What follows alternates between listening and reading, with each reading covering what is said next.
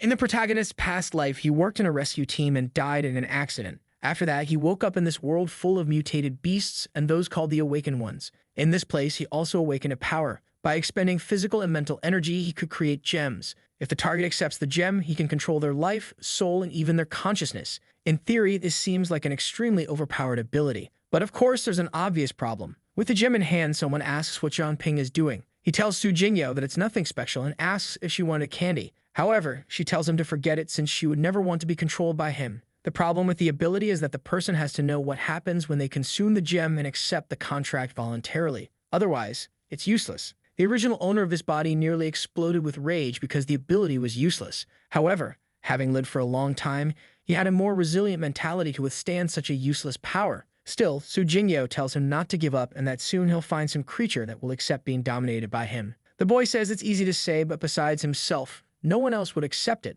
That's when he gets an idea and wonders why he never thought of it before. He starts eating the gem and Su Jingyao asks what he is doing. Instantly, the green power begins to envelop his body and a strange energy rises to the sky. Su Jingyao approaches and asks if he's okay, to which he replies that he is. She tells him to be more careful because it was scary. They then chat for a while. She says it's late and she's going back to the dorm. The boy asks if she really is about to graduate. She explains that she has already learned everything from the books and now only combat will make her stronger. The boy knows that joining the patrol team and protecting the land had always been her childhood dream. She tells him not to be too discouraged. Once he gets stronger, perhaps they can work together. The boy is so useless that he was given the role of farmer at the school. He tells her to forget it because he'll probably live a very simple life. Even so, the boy feels a bit sad. Although she had been a friend of the body's previous owner, he still felt strange leaving her. He thinks he really wanted to give her a hug. Suddenly, out of nowhere, he starts grabbing her. It feels like he's watching himself from another consciousness, wondering why his body is moving on its own. She is flustered and says she's leaving, and with that, she runs off. He tells her to be careful on the way. She turns around slightly embarrassed and tells him to also pay more attention to things. The boy waves goodbye with a smile. However, he noticed that his body moved on its own when he wanted to give her a hug. It was as if, subconsciously, he had commanded himself. Maybe it was a coincidence. Obviously, he wanted to confirm it. He commanded himself to fly like Superman and fell face first to the ground like an idiot. He prepared a mountain fist punch, but it did absolutely nothing except make him fall again like a fool. He ended up crying on the floor, but he realized that now with his mind he could perform any action. Of course, it couldn't exceed the normal capabilities of what a human could do. However, as long as he knew exactly the movement that needed to be made, he didn't need to practice. In theory, if the body is capable of executing the movement, he can master any martial art without much effort. The biggest obstacle in front of him now was his own physical aptitude. However, there was still something he wanted to check. The next day, little by little, he opens his eyes and notices he's in the cafeteria exhausted. His legs hurt like hell because he had ordered his body to wake up in the middle of the night and go for a run. The hypothesis that he could control his body even without consciousness was confirmed, and apparently no one suspected anything. People start commenting that someone named Lu Xiu was arriving. She greets everyone with a radiant presence, and the boy knows that she is the beauty of the school. Suddenly, he hears some strange cracking sounds and wonders what the hell it is. Next to him, there was some kind of creature with a giant fox-like face eating someone. The girl seemed to be getting consumed, and no one said anything. It was as if no one besides him was noticing it. That clearly wasn't Lu Xiu. All twisted up, she approached Zhang Ping and said he didn't seem to be doing well. However, at the same time, everything seemed normal in that place. But she was clearly a creature wanting to know if he was sick. Zhang Ping kept repeating to himself to stay calm, and with a trembling voice, he said he was fine. It was just that he had some nightmares and didn't sleep well. He stood up, saying it was time for his class, so he was leaving. However, Lu Xiu wondered aloud if she didn't smell fear. Walking down the hallway, he wondered why there were mutated beasts in the school and why no one noticed them. He went to the classroom thinking he had to tell the teacher about it immediately. But when he got there, he got another scare. What seemed to be the teacher was consuming a girl on the floor. Obviously, he ran out right away. He went to the top floor and sat on a bench, desperate. Something was wrong and he didn't know what was happening. The only thing that had changed recently was that he consumed the stone and started seeing these beasts. He wanted to eat another one, thinking that all this was some kind of illusion. Once again, the green aura started to come out of his body, and a system message said it was doing an evaluation. With that, the scenes he had seen before began to replay. The illusion disappeared, and he was left somewhat breathless. It seemed the system had unlocked an analysis ability. At the moment, he was only a 3-star human with almost no talent. What he also noticed now was that the contract gems had levels. One of the talents was absolute command, meaning the person had to do whatever he ordered. However, at the same time, since he was a contractor, he also had absolute obedience and couldn't disobey. Another talent of his was evaluation, which allowed him to better understand targets depending on the power difference. He figured this had to do with him eating the gem. He began to analyze the fact that he became both the contractor and the contracted. Since he could control his own body through the ability's consciousness, he was no longer affected by powers that created illusions for his body. These foxes were all high level, and he stood no chance against any of them due to the cognitive distortion they could create. They could eat a person without anyone else noticing. He remembered that Su Jingyo, his childhood friend, had mental abilities, so maybe it would be better to talk to her. After school, he decided to meet her. What scared him was what he saw outside the school. A romantic couple passed by him, but the girl had already been dominated by a fox. He then went to the patrol team headquarters. He approached the receptionist, who, looking beautiful, asked him what he wanted. The boy said he was there to find a girl named Su Jingyo, who must have joined today. But lo and behold, the woman also turned into a fox and told him to wait a moment. Sitting on the bench, he wondered how those damn creatures had already dominated even the patrol team. Apparently, not even high-level awakened ones could see this illusion. And if anyone asked what he was doing there, it was Su Jingyo. Zhang Ping said he was worried that she wouldn't adapt, so he came to check on her. She said he didn't need to worry and introduced the allies from her team, saying that everyone that took good care of her. The boy admitted that it truly was impressive. She then excitedly said that from now on, she would work hard and get stronger to destroy all the beasts and avenge her relatives. She suggested he should join the patrol team too, as they were short on members. But the boy, embarrassed, said his ability was kind of weak, so he wouldn't be able to help much. Seeing how well she was adapting, and given that he was just a farmer, he said he was leaving. However, he already suspected the truth. He only said goodbye to Su Jingyo and her entire team, who were all foxes too. Trying not to show fear, he left, wondering how the strongest group in that city had been wiped out. Su Jingyo had only just arrived, and she was already in this situation. These creatures were called foxes of natural order. Their ability made anything out of the ordinary seem completely routine, and in those moments they hadn't just infiltrated the school but the entire city. The entire city of Pearl had turned into cattle for these monsters. Using the analysis technique, he managed to uncover some details about these creatures. First, most of them ranged from intermediate to high levels. However, back at the patrol team, there were several creatures whose levels he couldn't even assess. Second, the creature that killed Lu Shi was extremely powerful, and the moment he tried to analyze it, he knew he would be discovered. That creature was either at an advanced level or even a king-level beast. With so much power, it was no wonder they had wiped out the city without anyone noticing, especially considering that, compared to other beasts, they were extremely intelligent and all their abilities were for disguise. Fourth, it seemed the foxes always prioritized the most influential people in society, while the others were mere cattle for them to feed on. In this current situation, it would be a death sentence to face so many of them head-on. However, he couldn't just stand by and watch so many innocent citizens die. He needed a way to get stronger. A week later, he woke up at 3:54 a.m. Since he received the ability,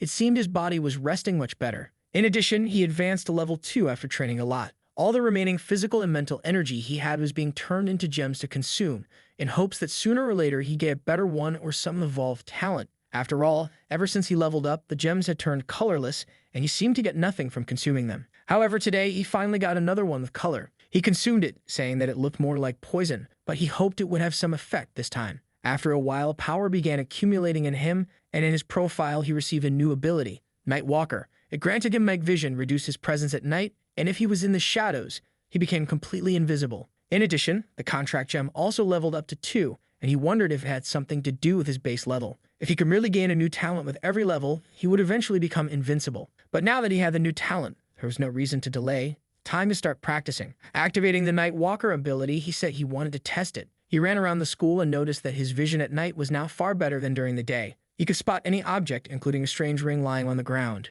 He crouched, finding it a bit odd that it was there. He tried using his analysis abilities several times until he finally succeeded. It was the Ring of Assassination, which, when worn, made all forms of life unconsciously ignore the user completely. The analysis then showed what had happened. The natural order fox controlling Lu Xiu's body had faced a man, probably the true owner of the ring. He had attacked, but she seemed to be expecting him, and with a single slash, the poor guy was cut in half. He knew that Lu Xiu had always been an honest girl, so she wasn't the target of this attack. This meant that besides him, there were other people in the city of Pearl going against these foxes. Suddenly, a fox jumped over the wall and asked who was there. The fox leaped into the bushes, saying she was sure the ring had been there. She had noticed someone's presence, but strangely couldn't sense anything now. If he managed to escape her radar, he was probably an intermediate level awakened one or higher. The boy realized that the fallen ring was actually a trap, and the fox retreated, saying she had to inform the royalty. But that was great for him, as combined with the Night Walker ability, he was now basically invisible. The sun finally rose, and it was 5:36 a.m. Since he needed to get stronger as fast as possible,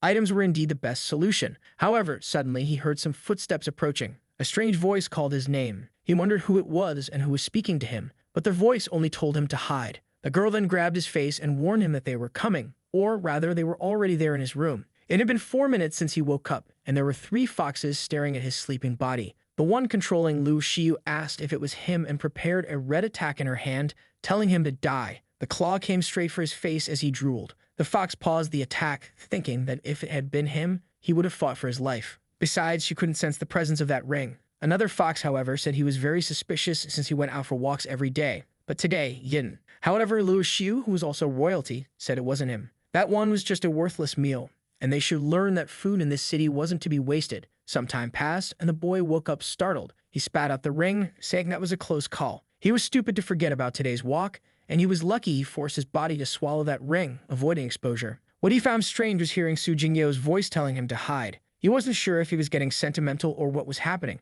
but he knew he had to get stronger and get revenge. For now, to avoid any suspicion, he needed to continue living normally. Later, he went to the cafeteria, and 2 girls were commenting that they had found a body split in half this morning. It seemed it was a guy named Black Star, an extremely talented assassin from the city of Pearl. The boy wondered if it was the person from his vision. If even someone so famous in the city was killed like that, clearly Lu Xiu wouldn't be easy to deal with. The strange thing was that they left the body for the public to see. Maybe it was a way to send a warning to those opposing the foxes of natural order. Their surveillance was going to increase, and he urgently needed to find new equipment. After class, he decided to check out some blacksmiths. However, in every shop he went to, it always seemed to be run by a fox. Suddenly, he performed another analysis. The system congratulated him for having conducted 100 analyses and informed him that he had reached the intermediate ranking of the ability. He could now see growth potential and even some talents. The fox had called him into the shop, but he simply thanked her, saying he wasn't interested. His priority was to find a store that hadn't been taken over yet. He approached a blacksmith called Soul Iron, where someone inside said the sword was of high quality.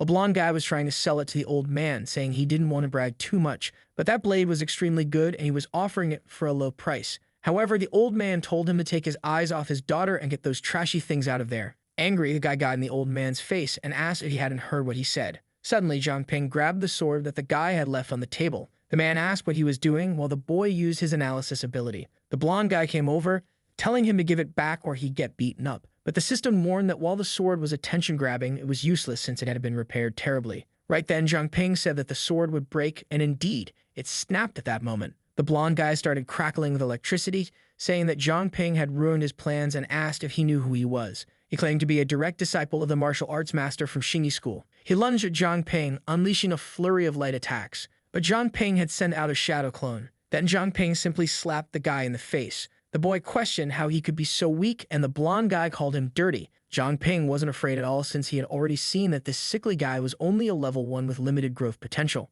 The guy shouted that one day he'd get revenge when he became stronger. Zhang Ping just thought that he was delusional. But while Zhang Ping was distracted, the guy tried a sneak attack. He ended up knocked out on the ground, and Zhang Ping commented on how much this guy liked fighting dirty. Suddenly, someone approached, saying they were gone for a second, and the blacksmith's shop got noisy. The one arrived with incredibly strong abs and warned that if the guy didn't leave, he'd be beaten up. The blonde guy ran off terrified, and Zhang Ping realized it would be better to leave too. However, the woman blocked his way, and he asked what the problem was. She said it would be better if he stayed so they could have a little chat. The scene then gave a peek into the boy's room, showing us the staircase where the story began, where he had spoken with his childhood friend. This was also the sports field where he did his daily morning walks and found the ring lying on the grass. Back at the blacksmith shop, Zhang Ping asked what the woman wanted to talk about. She said she was a weak, single girl who struggled every day to survive and had to take care of her uncle. She noticed that Zhang Ping had great potential and physical strength, so she wanted to ask him a little favor. She wanted him to stay with the old man named Liu Tifeng, take care of the shop, and learn everything about blacksmithing. Obviously, she would cover accommodations, meals, and even pay him.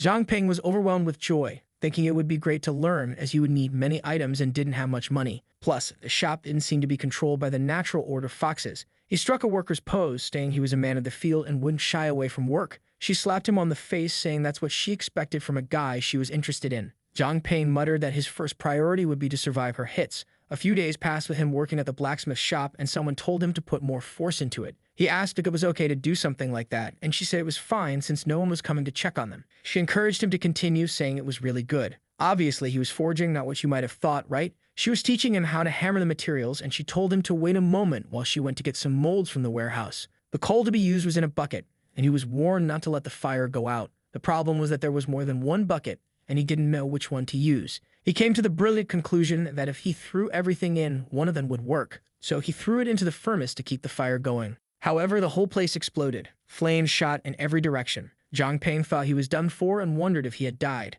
But then a strange skull appeared on his chest, absorbing part of the power, and all the flames seemed to be entering his body. Suddenly, he woke up with one eye burning. The entire place was filled with smoke and ashes, but he didn't seem to be dead. However, his heart was burning and racing. Realizing he was on fire, he used his analysis ability on himself. His growth potential had risen to 4 stars. The more stars he gained, the more he could evolve his abilities, and evolving the abilities he had already acquired would further increase his potential. What he found odd was that people usually had a limit to growth increases, so why was he awakening so many talents? This time, he had awakened Flame Devourer, which allowed him to absorb fire energy and release it at any moment. What he found strange was that he had consumed a level 3 gem that morning, but the power had only been released after this accident. Suddenly, the woman appeared, asking what happened. She noticed that the scarlet scales were gone and said that those caused an explosion when thrown into the furnace, but she admitted it was her fault for not telling him. He apologized to Sister Rose Kirong and said he would pay the price to repair everything. She told him that just being okay was good enough and asked how he hadn't died, since it was hard to put out the fire from such a scale.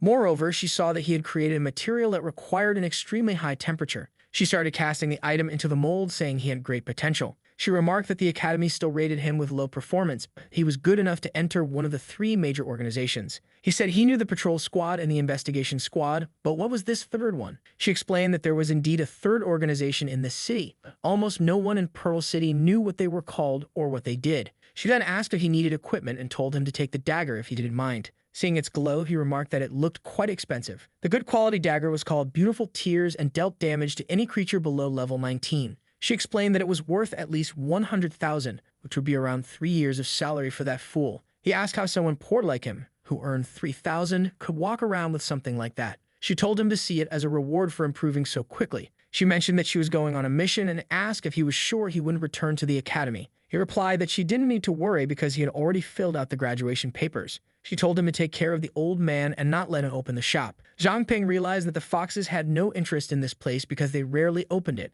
However, of all the things happening lately, it might have drawn some attention. Since it was night, perhaps it was a good time to take a look around the street. Out there, and he saw a little girl on a swing looking all cute. But of course, she was a damn fox with 4 stars of power. The interesting thing was that this was the first time he had seen a level 3 fox. Since both he and the fox were level 3, and he had the new dagger and abilities, he figured he could probably win. The patrol squad had been killed, but the investigation squad should still be fine. If he can deliver the body of a natural order fox to them, he could get some attention. But suddenly, he was frozen in place and someone asked if he was trying to attack a child. He was warned not to move or he would lose his life. The woman told him to drop his weapon, and he already knew that whoever she was far above his level. Both his Night Walker ability and the Ring of Assassination had been detected by her. The voice then said that if he didn't want to die, he should meet her at the training ground by the orphanage. With that, she vanished into the air. At least the fact that he was still alive meant she wasn't on the side of the foxes. He grew up in that orphanage, and as a child, he started calling it the training ground. But that's how she referred to the place, which meant she somehow knew him or knew something about him. Not only did this figure seem to be watching him, but she also stopped him just as he was about to make a move. If she had sent him there, she must have had a purpose. Suddenly, a paw stepped near him. A mutated beast approached, and he wondered why there was one in the forest. It was a level 5 armored poisoned rat. Considering the level difference, he thought about retreating, but then he remembered that with the dagger in hand, he could win. Especially considering that the orphanage children would be in danger if they came out and saw this. Thinking of how much Sister Rose Chang trusted him, he couldn't back down. Even though he didn't know how to fight perfectly yet, he had read plenty of stories about battles and he had full control over his body. Suddenly, the rat lunged at him and started rolling in his direction. He quickly thought of a way to defend himself and managed to block the attack. The problem was that the creature kept spinning and its armor was extremely tough. It ricocheted and crashed into a rock. From there, it opened its hand and began gathering green energy. Zhang Ping began controlling himself as if he were in a game, dodging everything left, right, left to evade every attack. The only weak point of the creature was its eyes, as its entire body was protected by armor. Seeing the flames in his hands, he knew how to handle this. He rushed toward the creature, dodging its attacks, and said he'd make a feint first. He struck, but the rat defended itself and rolled into a ball again. But then Zhang Ping prepared and told it not to get angry. He unleashed a barrage of flames at the monster's feet, taking advantage of the moment when its resistance was reduced, and landed a solid hit on the creature. Sometime later, he leveled up and gained a few attributes. Clearly, combat was the most efficient way to level up. What he found strange was the appearance of a rat in the middle of the city. It was highly suspicious. While he was thinking about whether there were other creatures, something approached him from behind. In an instant, he seemed to fall into a swamp, and before he knew it, he hit the ground. He fell flat on his back like a fool in a cave. A voice reached out a hand and said he had 5 minutes. He recognized it as the same voice from before. A girl pointed an ice blade at him and told him to prove that he was human. He was confused, wondering how he could prove something like that. He had been born human, so maybe that was proof enough. But that he realized that if she was asking something like that, it was because she knew there were some beasts in disguise. However, she couldn't tell, which was why she wanted him to prove it. He then asked her to give him some hints about how he could prove it. He already suspected that the rat from earlier had been a test from her. She told him he had 4 minutes left, and he continued using his analysis ability. It had already been 20 times, and he kept failing. On the 999th attempt, it finally advanced to a higher level. With that, he tried again, and the analysis passed. Her name was Liu Cixin, a level 28 human from the Purging Squad. He had never heard of this group before and thought it might be the third one that Sister Rose mentioned. Angrily, she told him he only had 1 more minute to prove himself. He mentioned that if she called the orphanage the training ground, then she must have grown up there too. The problem was that he didn't remember anyone named Liu Cixin from the orphanage, so he asked if she was Liu Torin or Liu Yusho. Maybe she was Xingyu or Sissy. The boy received a small cut, telling him to be quiet.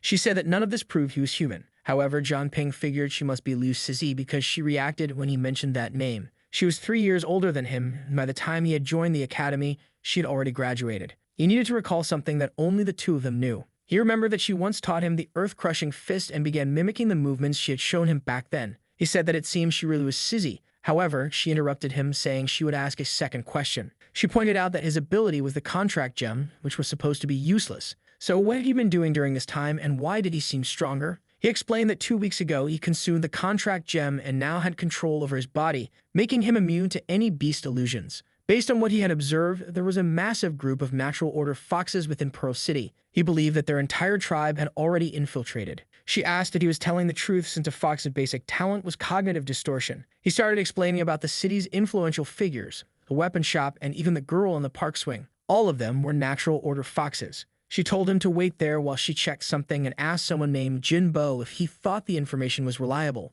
The man replied that they had never discovered the natural order foxes inside Pearl City, but some investigations pointed to something similar involving cognitive distortion. He would send 2 people to capture the nearest foxes, and they should be back soon. However, at that moment, an explosion occurred behind him. 2 men were lying on the ground, and he asked what had happened. One of them came running, saying that the crazy one following them was the owner of the cafeteria. The moment they tried to ask her to come with them, she started attacking everyone. The next thing they knew, she was face to face with the leader. But the man calmly prepared his fist and told her to die, hitting her square in the chest effortlessly. The girl disintegrated, and he remarked that it was arrogant of her to attack like that. As the body lost its aura, it turned into a fox. The man confirmed that the boy's information seemed legitimate. Finally, they began to understand who their enemies were. He told the team to be informed, and they would start hunting down these targets. Meanwhile, at the Pearl Academy, the lovely Liu Xiu was lying down. Except, of course, she was a terrible fox. She and her friend seemed to sense something. Without hesitation, Liu Xiu leaped from the top floor, thanks to her distortion ability, making it irrelevant. In truth, she sensed that a girl named Yu Ju had been killed outside the city, while another had been killed in the business district. Who was managing to hunt them down so perfectly and avoid her detection? Obviously, she wasn't going to let this slide. Back in the dark space, Zhang Ping asked if Sissy had finished her investigation. She replied that she had, but he was still quite strange, given that he had received this ability out of nowhere. Since they couldn't fully trust him yet, he would only act as an informant. She would keep a close eye on him, and if he found anything, he should get in touch. Zhang Ping agreed, saying he'd do anything to avenge himself against the foxes. She threw him an item explaining that this jade comes in pairs. He had the cold one, and if he applied heat to it, the hot jade she carried would warm up, serving as a kind of signal. Still, she advised him to keep getting stronger. No one could guarantee his safety 100%. Zhang Ping was excited, playing with the jade, saying he really wished he had joined the martial arts academy, but he didn't have the money for it. Sissy said she'd talked to the organization to secure a spot for him. The boy excitedly thanked Sister Sissy. Recently, the number of foxes in the city had been decreasing significantly, allowing the squad to kill them all. Luckily, he had gained his ability at just the right time, discovered the squad, and learned her identity. Thankfully, everything was going well, and the foxes were being eliminated. Plus, he had received $10,000 right away, which was quite generous. A girl approached him, asking if he was interested in learning martial arts at the Beast King Academy. The boy agreed, saying he'd like to check it out. This martial world was highly capitalistic, with each technique priced in dollars. The girl assured him that it would definitely be worth his money. The Beast King's martial techniques were highly valued in Pearl City, and she grabbed him, saying that if he didn't believe her, she could show him. She then prepared and told him that the first 3 techniques were the monkey technique, the crocodile technique, and the phoenix technique. Zhang Ping noticed that the movements were much more precise than what he had been using. It really was a good martial art. The only issue was that it was clear the girl wasn't fully prepared to teach it properly. Being a gentleman, Zhang Ping asked if she was okay. As they were talking, two side characters showed up itching for a fight, and one of them asked who had given her permission to hand out flyers there. Embarrassed, she apologized, saying she didn't know she wasn't allowed to. Then that annoying blonde guy, Andy, showed up, saying that the beast fist technique was ridiculous. As he approached, our protagonist already wanted to punch him because he teased him about the thunder technique. Of course, the guy didn't like that and said it was time for revenge from the blacksmith shop incident. But the girl stepped in front, saying no one was going to hurt Zhang Ping. The guys started yelling and tearing off their shirts. Zhang Ping activated his analysis ability. The two fools were level 4 and said they would finish them off. They were using a skill that reduced intelligence by 70% for a little bit of extra strength. Zhang Ping was confused. He wasn't even sure if that could be called a talent. He then turned his attention to the girl, whose name was Wang Jimin, and saw that she had a ton of potential for growth. She would definitely be strong in the future, but at level 3, she would only get beaten up. So he handed the flyers back to her, saying this was his problem and he would handle it. After all, he was eager to test the techniques he had just learned from her. One of the fools lunged at him, but Zhang Ping easily dodged and landed the first style strike to the back of the neck. The second guy came, but Zhang Ping elbowed him in the stomach, saying that was the second style. Then that useless blonde tried his lightning technique again, but Zhang Ping kicked him in the groin before he could complete it. Jimin was already impressed, wondering how Zhang Ping had learned the techniques just by seeing them once. She even asked if, in the future, he could teach her when she didn't understand something. Zhang Ping agreed, and she thanked him, saying that together they would get much stronger. Zhang Ping knew that with her 7-star growth potential, she really had promise. Maybe, in the future, he would be the one needing her help. When they arrived at the academy, they saw a bunch of people panicking because it seemed like the instructor was coming back. She even mentioned that Instructor Baide was a bit cruel, and those who didn't complete their missions were usually punished. Zhang Ping asked if she had been punished, and she admitted that she was probably punished the most since she hadn't managed to accomplish much in a month. Zhang Ping wondered why she seemed so proud of that. Then someone opened the door and everyone greeted the instructor. Jimin told Zhang Ping to be respectful and cautious. The first thing the instructor said was to run 50 laps. Zhang Ping noticed the man's name was Baide, a level 25 human. He could already tell that Baide was strong, especially since his level was on par with Zizi's. Baide then asked Zhang Ping if he was the one who helped with the issue at the other school. Zhang Ping responded that he was. Baide prepared a fist and told Zhang Ping to take a look. Zhang Ping tried to explain that he wasn't that strong, but he began dodging the attacks. Baide asked what was up with that beginner talk, as he had heard that Zhang Ping learned the Monkey King technique after just one demonstration. Baide came at him, and Zhang Ping realized he wouldn't be able to dodge. However, the instructor was kind and just gave him a soft tap. Baide admitted that at first he didn't believe it, but Zhang Ping really did have potential. It was just a shame that he had learned from someone so useless. The movements that person showed weren't even close to the real ones. Baide said he would personally teach Zhang Ping, and the boy thanked him. But now it was time to deal with the slackers from earlier. Baide ordered everyone form a line and fight him, followed by 500 push-ups and a 10 kilometers run. As someone touched Zhang Ping, it was Jimin, embarrassed. He asked what was wrong. She said the instructor had never taught her privately, so she would love it if he could pass on his knowledge to her later. Zhang Ping agreed, saying they could go to the Soul Iron shop later to train together. She beamed with excitement, saying she thought he would reject her. The system showed Zhang Ping that she had a weakness, as it took her 90% longer to learn anything.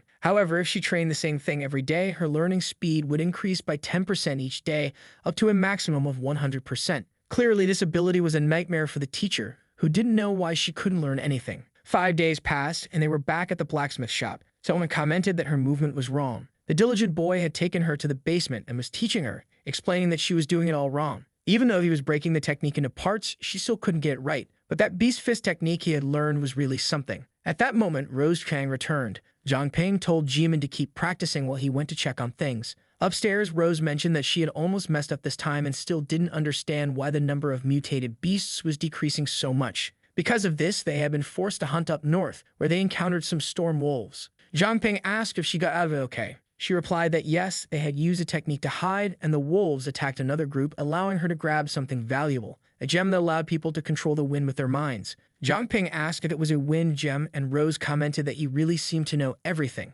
With that, even a child could create wind blades. Zhang Ping heard a voice saying that her brother was starting to train. Another voice mentioned the wind blade sword, and yet another said that since Yu Shiwei had died, she would eat 2 more of them. With that, Zhang Ping awakened another talent. But then he heard someone talking about the 2 people inside the shop. He recognized the voices as those of Natural Order foxes, and they were discussing how the 2 would make a great snack. Zhang Ping wondered if they were planning to invade the shop in broad daylight. Meanwhile, Sizzy was taking a bath, reacting calmly even though Zhang Ping was about to be in serious danger. He questioned whether she would arrive in time, as those foxes could break in at any moment. Rose noticed something was wrong and asked if he had a problem. Zhang Ping turned to her and suggested she visit her uncle now that she had returned, as he was always talking about her upstairs. She agreed and said she would prepare dinner and buy some ingredients. But before leaving, she took the gem with her. Zhang Ping handed it back to her and thanked her for leaving, ensuring she wouldn't get involved in what was about to happen. He then rushed over to Jimin, who was practicing like a fool. He simply told her to be quiet and come with him. Just then, two foxes appeared and asked where they thought they were going. Zhang Ping told Jimin to stay away, but she asked what her mom and dad were doing there. She told Zhang Ping they were her relatives, so there was nothing to worry about. However, standing before him were two natural order foxes at levels 15 and 16. They asked Jimin who the person next to her was and why he seemed so scared. She explained that he was a friend from the martial arts academy. Suddenly, a dark space began to form around the two of them. Both foxes leaped at them, shouting not to let them escape, while Jimin appeared frightened. Zhang Ping told her to forget about them and hold on. The problem was that they seemed to be tracking him. Zhang Ping turned his back to protect her from the attack. The two fell to the ground and smoke rose. Jimin asked if he was okay, and he replied that he was. She then asked what her parents were doing, but Zhang Ping warned her not to get closer. They were mutated beasts. The mother fox commented that it seemed he could see through their disguise, and if that was the case, he couldn't be allowed to live. Zhang Ping barely dodged, realizing that his physical strength wasn't keeping up because of the level difference. The real problem was that the mother fox was now heading toward Jimin, who looked too scared to react, while Zhang Ping struggled to free himself from the other fox. Just then, Sizzy arrived and told him to step aside. She unleashed a barrage of ice, piercing one fox and then continuing to hit the other. She jumped to finish them off, but Jimin pleaded with her to stop. However, it was too late. Sizzy showed no mercy. She simply turned and asked if they were okay. Devastated, Jimin asked why her parents had become carpets. Zhang Ping tried to explain that they weren't really her parents, they were just foxes who had taken on their form. The poor girl was distraught, crying that it was impossible. They were clearly her parents. Zhang Ping asked why they had reverted to their true forms. Sizzy explained that if there was a fox above king level in the city, they couldn't be maintaining this kind of illusion. Last time, the foxes reverted to normal because they were killed outside the city. That's when Zhang Ping began to realize he was the only one who could expose the truth. He then told Jimin that these two had killed her real parents and assumed their form. When he removed the cover, the true bodies appeared, and he told her that this was the reality. The poor girl broke down in tears, asking how this could be possible. Meanwhile, Lu Xiu, that awful fox, wasn't too happy either. After all, 9 of them had been killed this week. In a meeting, someone suggested that they should just kill everyone and take control of the city. But another person asked if they were going to graze on grass after killing all the humans. Lu Xiu silenced them, warning that wiping out all the humans would be extremely inefficient and a waste of food. Their priority now was to find the people hiding in the shadows and eliminate them. The vice president suggested that if they brought in several strong beasts to attack the city, the powerful humans would be forced to reveal themselves. Everyone knew there were 3 organizations, but no one knew what the third one was. The 2 foxes nearby agreed that it seemed like a good idea. Lu Xiu stood up and gave her approval, but reminded the mayor not to forget that he was still human, warning that if he did anything wrong, he would be dealt with. The idiot mayor punched the air, vowing that he would never go against Her Highness. Back with Jimin, she slowly approached the puddle, looked at what had happened, and cried for her mother and father. She apologized, saying she had never realized the truth. Sizzy, ever so cruel, said that even if Jimin had known, she wouldn't have been able to do anything. Jimin, crying, pleaded with her to go easier, saying that she knew she was weak, unable to learn any martial arts, and that was why she had lost her parents. She lamented that she should have been the one to die. But our romantic protagonist, Zhang Ping, stepped in with a hug, telling her to listen. This wasn't her fault. He had also lost someone important and thought about them every day. Maybe if he had stopped her from joining the city patrol, she would still be alive. But he knew that even if he could go back in time, nothing would change. Joining the patrol had been her dream, and nothing he could have said would have stopped her. Just like Jimin couldn't blame herself for her parents' deaths, she needed to get stronger and protect those she loved in the future. Crying, Jimin thanked Zhang Ping. He was about to say he'd kill the foxes, but suddenly, he coughed up blood on her face. It seemed our boy was more injured than he had let on. Later, he slowly opened his eyes. Jimin, who had already moved past her grief for her parents, thanked him for being alive. He asked how long he'd been unconscious, and Sizzy told him to stay still. Excited, Jimin clung to his arm, saying she wanted to become even stronger. Once she gained more power, she would help him wipe out those foxes. Sizzy then suggested that Jimin stay with Zhang Ping, as her home would no longer be a safe place. Just then, Zhang Ping heard Lu Xiu's voice talking about the king continuing to sleep and about Huan Ziming's place.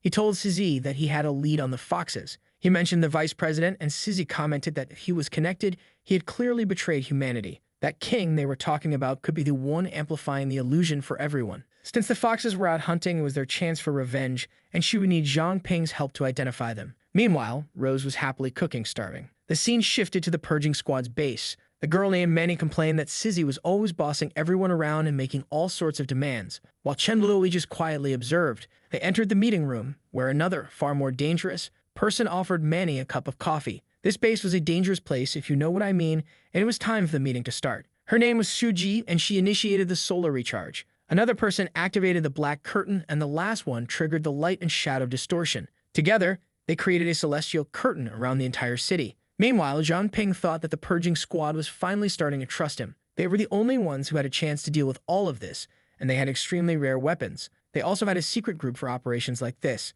The leader had the black curtain ability, which was responsible for creating those non-existent spaces he kept falling into. Suji had the solar recharge ability, which could give a long-lasting buff to allies, and Chen Luwei could turn herself or others completely invisible. Together, their powers allowed them to create the celestial curtain, which lured any creature below king level into the world they had created. Since the foxes like to use illusions to kill people, they were going to play the same game. We saw two girls walking through the city, talking about killing humans. One of them suggested they could capture the humans and take them back. The other commented that the city had been chaotic lately, and her friend asked if she was scared. Suddenly, the second girl stopped, and the one with purple hair asked if she didn't feel something strange approaching. The first girl was about to brush it off as paranoia until she also felt something and wondered where all the humans who had been around them a second ago had gone. At that moment, someone approached with a fist aimed right at the back of their necks. A small explosion echoed through the street, and the person remarked that it was a shame they hadn't been able to take them out in one punch. The girls realized that this was the person who had been killing foxes in the city and called him bold. It was Liu Bo who thanked them for the compliment. He was a level 32, and Zhang Ping had warned him that these two were level 25s, so he was confident. Both girls lunged at him, but he easily dodged one of their strikes. However, something strange happened. He seemed to take damage, even though he had blocked the attack. One of the girls leaped toward him, saying he was nothing but food. Liu Bo found it strange that even though he had blocked the attack, he was still taking damage. The girls kept striking him, taunting him, asking if that was all he was capable of. They found it ridiculous that their friends had been killed by someone so weak, but then one of them took a slap to the face with Liu Bo, saying that now she knew why. Her friend jumped in, shouting that he would pay for that. However, up close, Liu Bo said he could see it now. He had been defending against their human forms, but needed to remember that he was fighting foxes. It was difficult, but now he understood their true size. They were indeed strong when it came to sneak attacks, but in a real fight, they were nothing. Agonizing, the friend asked the other for help, but Liu Bo just smiled and asked if she was feeling nostalgic. With that, he slammed her friend right into her chest. As they were reeling from the blow, Liu Bo appeared behind them, warning that another strike was coming to finish them off. He delivered a crushing heel kick, driving them into the ground.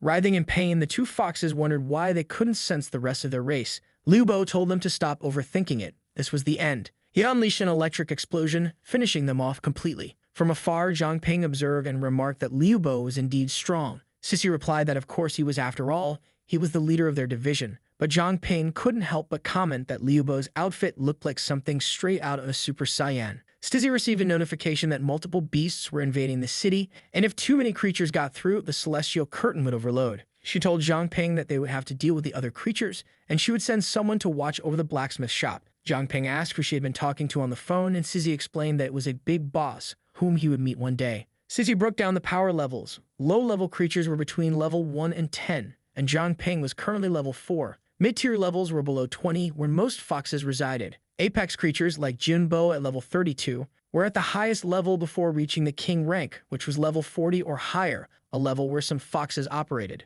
As they walked outside the city, Zhang Ping realized it had been a long time since he had been in a place like this. He asked what kind of plants were growing around them. Suddenly, Sizzy grabbed his arm as one of the plants released electricity. A green bubble floated up and exploded, spraying liquid everywhere. Stizzy warned him to be careful. It was actually acid. She pointed to a rabbit and told Zhang Ping that it would be his challenge while she checked the surroundings. Zhang Ping analyzed the rabbit and saw that it was level 9. Even though it looked harmless, he knew he couldn't let his guard down and had to finish it quickly. He attacked with his dagger, knowing that the first strike was the most important. However, the rabbit didn't even try to dodge. Zhang Ping quickly followed up with a pearl fist, but the rabbit released poison from its ears. Zhang Ping realized he was still quite useless. The rabbit hopped around, activating poison traps from various plants. Zhang Ping commanded his body to dodge while trying to figure out what was happening. Clearly, the rabbit had insane reflexes, and his sneaky attack had been useless. Worse, a creature was luring him into an area filled with acid. The rabbit was fast and intelligent. This wasn't going to be easy.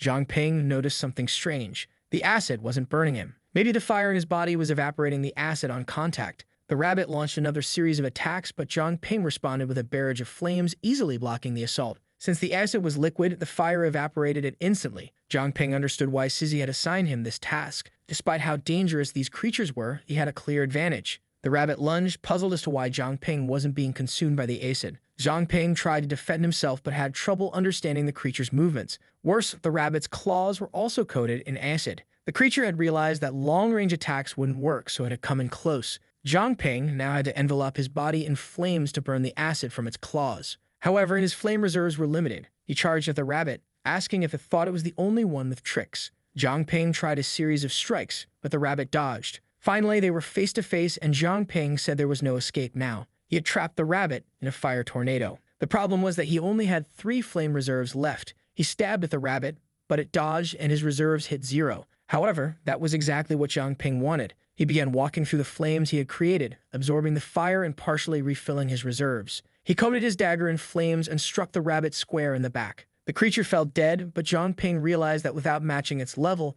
he probably still needed to finish it off. And so he did with a lot of determination. As a result, all his stats increased by 2 points, which was strange since he hadn't leveled up. The system explained that each level up became harder, so sometimes, when training or defeating enemies, he would only gain stat boosts. Zhang Ping, still at level 4, lamented how hard it was to level up. Poor guy. But then he heard a strange sound behind him, a legion of not-so-happy rabbits. Worse, Zhang Ping only had 2 flame reserves left, and there were far more rabbits than he could handle, including some huge muscular ones. He muttered that at least it was enough to activate the pendant and started running in desperation, calling for Sister Sizzy to help. But the rabbits were smart. They cut off his escape route. The area behind him was packed, and the rabbits were clearly coordinating their attacks. A barrage of poison was heading his way, and Zhang Ping had no way to dodge. But suddenly, an ice barrier rose up, saving him. He knew who it was. Sister Sizzy had arrived to save the day. She warned him that these bullet rabbits were in berserker mode, so she would have to take care of them, already preparing to send a wave of attacks in their direction.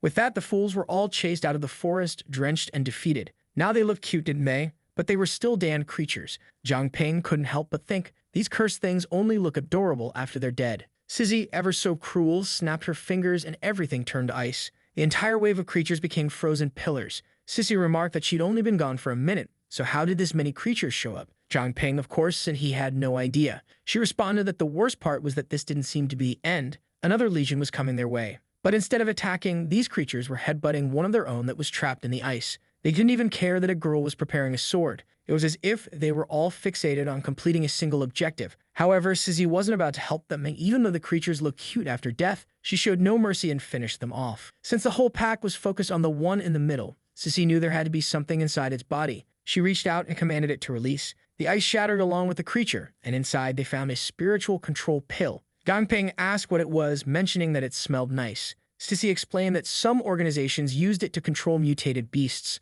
Usually, this was done by the Zhu clan of tamers. It seemed that after all this time, they were finally making a move. The pill emitted a strong scent that only mid-tier beasts could sense. It made them crave the pill, and once they consumed it, they lost control and became mindless. However, the Zhu clan somehow had the ability to control these creatures, which was still a mystery. Sizzy crushed the pill, explaining that if it weren't destroyed, another beast might consume it. But it was clear that there was a connection between these beasts and the pill, and they would have to investigate whether the Zhu clan was responsible. Before that, though, they would continue training just outside the wall. What they didn't know was that a hooded figure had been eavesdropping on their conversation. Zhang Ping had a feeling, though, that Sizzy already had her blade ready. Her attack sliced through a tree, but the intruder had already vanished. Zhang Ping asked why she'd done that out of nowhere. Sissy told him to forget it, questioning whether she was imagining things. A week passed, and all the foxes from the blacksmith area had gathered. The dangerous Luz and Yuki were among them, but of course they were just horrid foxes in disguise. Beast attacks were becoming more frequent, and they wondered if it was Ziming's doing.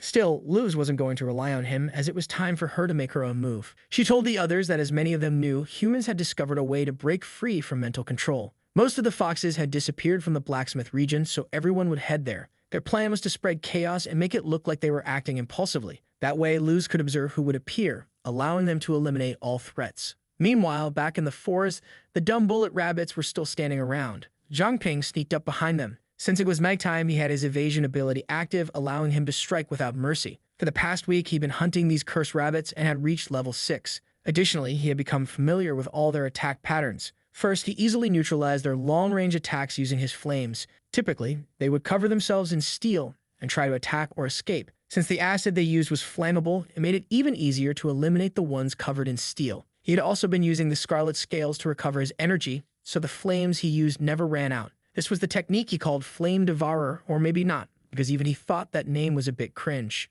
The problem was that he had already used up all the snake scales he'd collected, but with so many kills, it should be enough to level up again. Finally, Zhang Ping reached level 7 and he was thrilled. His contract gem advanced to level 5 as well. He had thought the gem was connected to his level, but unfortunately, from levels 4 to 6, he hadn't gained any new abilities. He was eager to find out what power he would gain this time and really hoped it would be something combat-related. But just then, one of the rabbits changed expression. It took on a dark form and a purple aura began to emanate from it. Zhang Ping was confused. After all, that rabbit was supposed to be dead. But since it wasn't, he decided to use his last flame reserve to finish it off. He laughed, saying it seemed like the rabbit liked coming straight at him. But when he went to stab the creature, it caught his hand and dodged the attack. Zhang Ping realized it might be a spiritual creature and wondered if it was the avenger of the rabbits. Not that it mattered to him. He swung his blade, commanding it to die. The creature collapsed, shriveled and weak on the ground. Zhang Ping wondered since when these cursed rabbits had such a technique and started searching for a spiritual control pill. Instead, he found a strange purple object, but had no idea what it was. He tried several analysis attempts, all of which failed. He kept trying until finally the analysis worked. It was revealed to be nether essence, which came from the testicle of a black goat. Once again, Zhang Ping forced the analysis to try and see a memory of the item. Finally, he glimpsed the black goat fighting a horde of creatures. The beast went 1 on 30, and it easily started decimating all the creatures, or so it seemed. Suddenly, one of the creatures landed a bite on it, and it appeared that both of them had died. Zhang Ping felt that the orb had some kind of effect, but he didn't know how to activate it. Besides, the place it came from was pretty disgusting. He muttered to himself that he was an insignificant, useless insect who didn't have the luxury of choice. Harsh on himself, but he consumed the orb anyway. Immediately, he felt a shock, screaming as he couldn't understand what was happening. Suddenly, he remembered the moment when he hugged Jingyao and how she had turned into a fox soon after. She had told him that no matter what he encountered in the future, he needed to survive. Zhang Ping reassured her in his mind that he wouldn't die, not until he killed all those damn foxes. With that, he gained the nether body, which allowed him to convert the fear of others into nether energy.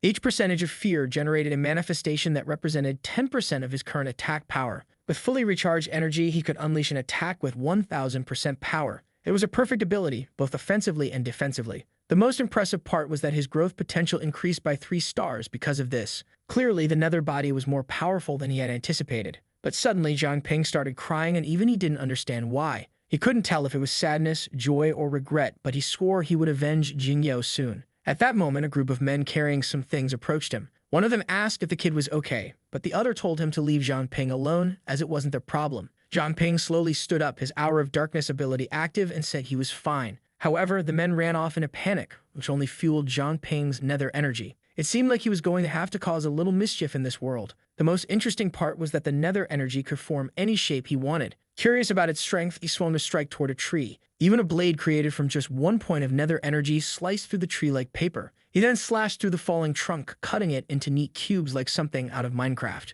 He created a small shield that cost 10 nether energy points and easily blocked everything. This was going to be his trump card against high-level beasts. Suddenly, Sizzy appeared behind him, shouting for him. She approached, readying an attack, and asked if he'd seen the nether beast that had been detected nearby. Zhang Ping, feeling awkward, realized he had to explain what had happened. Sizzy asked what the deal was with him eating the nether essence, accusing him of having a death wish for consuming something so dangerous without knowing what it was. Of course, Zhang Ping explained that he had done it because his analysis hadn't indicated any danger. He said he had been calm about it, as if anything had gone wrong, he could have ordered his body to vomit it out. Sizzy, however, questioned what he would have done if that hadn't been possible, if the item had been a parasite that took control of his body. Startled, Zhang Ping asked if something like that had happened before. Sizzy explained that nether creatures were completely unknown entities. They didn't have a specific form and usually hid inside other creatures. When the host died, they condensed into an organ, and when another animal consumed it, they took control. The point was that nether creatures specialize in infecting those who consume them. Zhang Ping realized he had made a stupid mistake. The intense pain he had felt when he consumed the essence was likely the creature trying to take control of his body. However, since he felt fine, maybe that meant the creature had failed. Sizzy said that because Zhang Ping had absolute control over himself, the beast hadn't been able to steal his body. Still, she warned him that if he showed any signs of mutation, she'd have to cut him down. Zhang Ping apologized, and just then, a spider descended between the two of them, shouting surprise at Sizzy. Embarrassed, Sizzy tried to swing her sword at the creature but missed, and it scuttled away. Zhang Ping noticed that Sizzy was terrified of it, and she clung to him all flustered. He thought to himself that she still had the same fear of insects she had when they were kids. He remembered a time when he ran over to her, proudly showing her a beetle the size of her head. He admitted that even he would have been scared of that thing. But Sizzy had swatted it away, making it run off, and Zhang Ping was sad, saying he had wanted to be friends with it. Sizzy asked why he wanted a beetle as a friend when there were so many people at the orphanage who could be his friends. He replied that he knew that, but eventually all those people would leave and he'd end up alone. But Sizzy hugged him and said that no matter what happened, they would always be friends. Of course, she had made that promise, but had abandoned him later and nearly killed him. Yet he forgave her. What a surprise. Now, however, he found himself in an awkward position as she leaned in for a hug, asking why he was squeezing her so tightly. Sizzy told him that he had been lucky this time, but it was important for him to remember that the world was full of dangerous things. From now on, he couldn't rely on luck alone. Zhang Ping thought that even though Sizzy seemed so cold after joining the squad, she was always concerned about him, even if she didn't always show it. She received a message and said, "Understood." Zhang Ping asked what was going on. She explained that his training and investigation would be paused for now because they needed to return to Pearl City. It seemed that Liu Bo had been injured, and they needed to go back to offer support. Zhang Ping was shocked that someone as strong as Liu Bo had been hurt and asked why they didn't call the other groups for help. Sissy explained that they couldn't alert anyone to their presence, and besides, things outside the wall were a mess. On the way back, it was explained that when the cataclysm began, they erected walls to protect what little was left. Because of this, traveling beyond the wall was extremely dangerous, and only a few independent awakened ones had the courage to do so. There were a few villages around Pearl City that hadn't yet been taken over by creatures.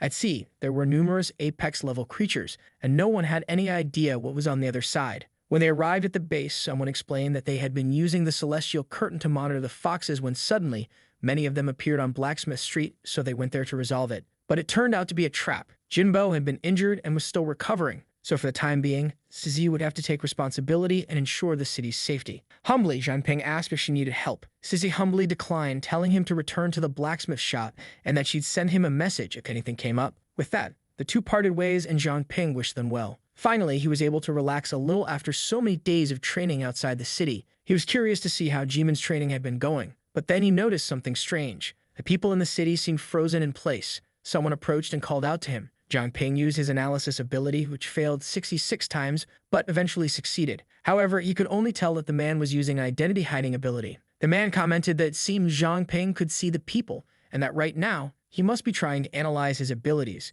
He congratulated Zhangping, saying that normally an analysis-type awakened could only use their ability 10 times, but here, he was with no limitations. Zhangping was shocked at how this man could tell he was trying to analyze him and asked if he needed help with anything. Despite his fear, the man exuded an incredibly terrifying aura.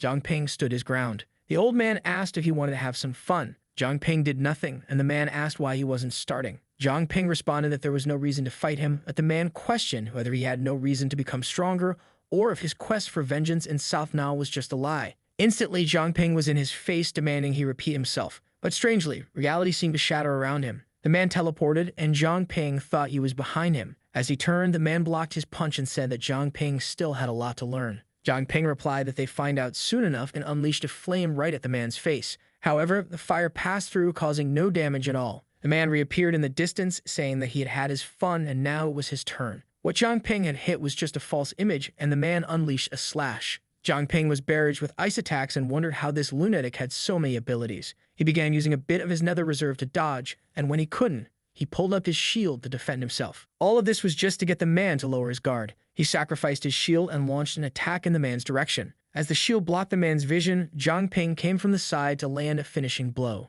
The old man said Zhangping was clever, but he wasn't strong enough. He emitted a light that pushed Zhangping back, sending him crashing to the ground like a fool. The old man remarked that it was impressive for someone at Zhangping's level to have so much power. Zhangping realized he was pinned to the ground by some kind of telekinetic pressure and couldn't move. The old man said it looked like they would need to have a conversation. Zhangping immediately realized this man was far above Jinbo or even Sizzy. The only person with more power that he'd ever heard of was the captain of the purging squad. Zhangping, trying to be clever, asked how he could refer to that person. The old man said Zhangping could call him whatever he wanted and questioned if he really didn't know who he was. Considering the man had information about Jing Yao, Zhangping guessed he must be from the purging squad. He knew the captain's name was Sidu Shibai, but wondered why the captain would reveal himself to him. Zhangping asked why the man was there. The old man warned him not to think too hard about it, especially since he couldn't block a mind reading. He explained that in the 2 years he had been in Pearl City, he had never seen an awakened one with an unlimited type ability, Of course, that had piqued his curiosity.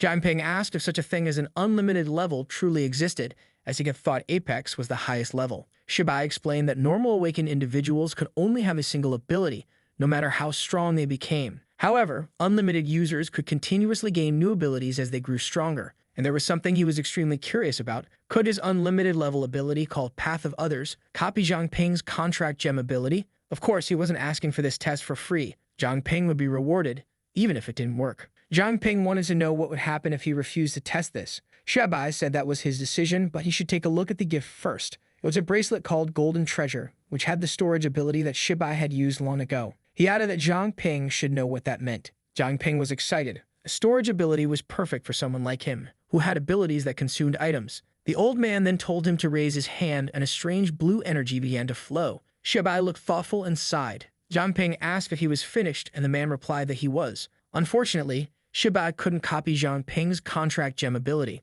nor could he copy any abilities that Jiang Ping had stolen, which meant that the boy was truly unique. Despite this outcome, the item was now Jiang Ping's. However, as soon as Jiang Ping took the bracelet, he felt something strange. His analysis revealed how the item had been created. A girl with magical powers had been bound in ropes, and golden liquid had been poured over her. The lives of humans and awakened ones were used to create items like this. Jiang Ping asked Shibai if all items like this were created in such a cruel way. Shibai explained that in the 2 centuries he lived, many items had been created like this, even though it was strictly prohibited. He had tried several times to destroy the item, but perhaps Jiang Ping could make better use of it. Jiang Ping then asked what the city had been like 200 years ago and if lives had always been wasted in this way. Shibai nodded, explaining that 200 years ago, the Zhu Beast family ruled the city and everyone was a slave to their desires. Men worked all day just to have something to eat. Beautiful women were turned into toys for the masters. Those with any potential were brainwashed into becoming tools. Anyone who lost their usefulness was fed to the Zhu family's creatures, and awakened ones with rare abilities were turned into ingredients for certain equipment.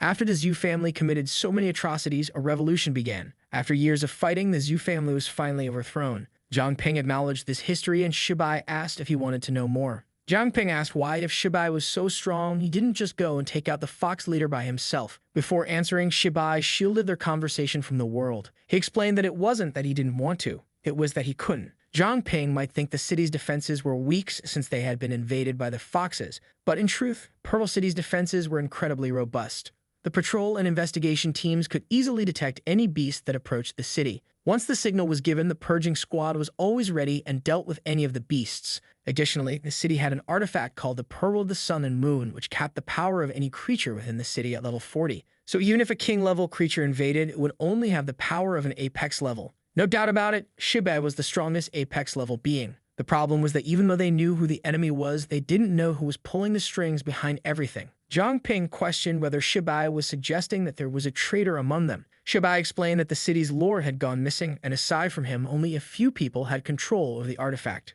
There were remnants of the Zhu family lurking in the shadows, angry at the loss of their reign. These remnants could deactivate the Pearl of the Sun and Moon and had opened the gates to allow the celestial foxes to enter. It was clear that they were behind everything. Jiang Ping asked why they didn't just wipe out these fools. Shibai explained that they had been trying to eradicate them for over 100 years, but a new seed always sprouted. Likely the Zhu family had been entrenched in the city for so long that they had many hidden connections that the purging squad didn't know about. Jiang Ping realized that this was why the fox invasion never made sense. What was the true goal of the Zhu family? Was the lord dead or alive? And why had the beasts recently started to stir more frequently? That's why Shibai was being so cautious, because if he were to die, the city would lose its greatest weapon. Worse still, if he were captured and controlled, it would be the end of Pearl City. Stitter Shibai then reiterated that while he couldn't copy Jiang Ping's ability, they still needed him. He asked Jiang Ping if he was willing to join the purging squad. Without hesitation, Jiang Ping shook his hand and said, "Of course I am." Meanwhile, at the Soul Iron Forge, Jimin asks Rose why she's been repairing so much equipment lately. She says she's just trying to make the best use of her free time.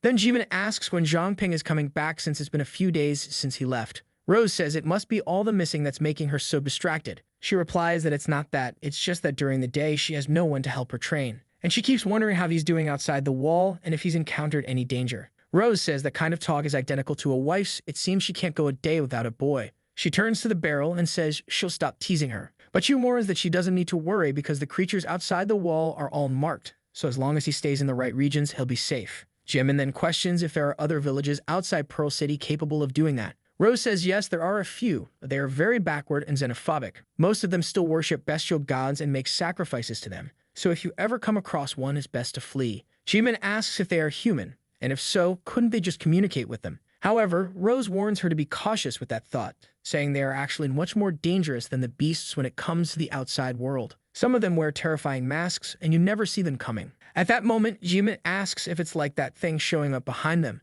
Rose says yes, it really is quite similar to that one. That's when she notices the thing is really there. And our guy shows up like a fool, scaring the poor girls. But Rose doesn't forgive and gives him a good kick in the groin. Well, boy, your little plan fell apart. A few moments later, our boy decides to pretend nothing happened and tells Miss Rose that was a bit cruel, but she wants to know who he is. Our girl removes the mask, revealing it's him. The two of them want to scold this rascal for playing around and scaring them, but then he teases her hair, saying he's a rascal for going away and coming back just to give them a scare. Our girl says she heard them talking about some scary villages and decided to play along for fun. She asks if he finally finished his training, and he says yes and will stay by the walls for a while. She says that's perfect because she found some clues about a certain Shanshan. She was planning to go to the city, so it's good he's staying to take care of Jimin and her uncle. Before he can say anything, she tells him to go enjoy it because someone really missed him and was wondering when he'd come back. Immediately, Jimin runs off, saying she wants to return to her room because it's late and she wants to rest. However, she stops in front of the door. She calls for our boy, who gets a bit confused, but she turns around smiling, saying she's happy he returned safely. For Zhangping, this was the first time he felt at home since all of this began. She even jumps, startled, when the old man asks why he has that silly grin, and tells our boy to tell Miss Rose that the old man is extremely ill and that she should stop leaving the city. Our boy asks if it's true, and the old man smacks him on the head, telling him just to follow the plan. Zhangping asks why, and the old man explains that Shanshan has been missing for a long time, so something cruel may have happened. He knows how strong his daughter is, but with her taking such risks, eventually, she'll encounter something bad too. That's why he's playing dumb to stop her from taking so many risks. Our boy feels a little awkward with the old man's plans. The old man tells him just to follow the script. That girl is extremely loyal, and if she knows he's a bit sicker, she'll stop risking so much. He warns that our boy has a real talent for forging. His daughter is good, but she never put in much effort and never wanted to. So this next week, it'll be him who really teaches our boy the essence of forging. Even though it's not a super secret technique, it's a unique skill of the Liu family, so he better pay attention. Excited, Zhangping says he won't disappoint, when suddenly he hears a voice calling his name, saying it's her. It was the spirit of Jingyeo telling him to keep going because she was waiting for him. Once again, he's confused about why he keeps having these hallucinations. As the old man planned, his daughter stayed more in the city, and Zhangping started learning the techniques. He said he had a lung disease from smoking so much, and his daughter told him to stop smoking. Meanwhile, our boy has also been practicing with Nether to create much more precise forms with energy. Jimin finally mastered the 3 basic styles of the Beast King. And that night, when he heard Su Jingyo's voice, he felt something familiar and, just to be sure, contacted the purging squad. He asked Shibai if he's sure there are no more foxes around the blacksmith's district. Shibai assures him that there aren't, as they cleared out the entire district. This made Zhangping want to understand why he occasionally heard her voice. What if Su Jingyo wasn't really dead and was instead waiting for him somewhere out there? Maybe for revenge, for answers, or waiting for him to unmask the one pretending to be her. The scene shifts to 3 days later. A man approaches a door and places a metal bar across it. As soon as it opens, he sees a girl sleeping. He approaches to grab the poor thing, saying the drug he used worked perfectly. He pulls back the blanket, saying the rumors that she had the best curves and jade-colored skin were indeed true. And today, he would finally have his way. However, at that moment, a dark aura approaches and calls out the name Xiaofan. The man turns around, wanting to know who's there. The eerie voice starts talking, saying he's so ugly that only his mother could love him and that he's only fit to be buried 5 palms deep. He's always been hated by all women, which is why he's seeking revenge on them. And today, this shadow was there to take the soul he never deserved. At that moment, the man runs, knowing that his whole family should be unconscious because of what he did. So what kind of cursed ghost was following him?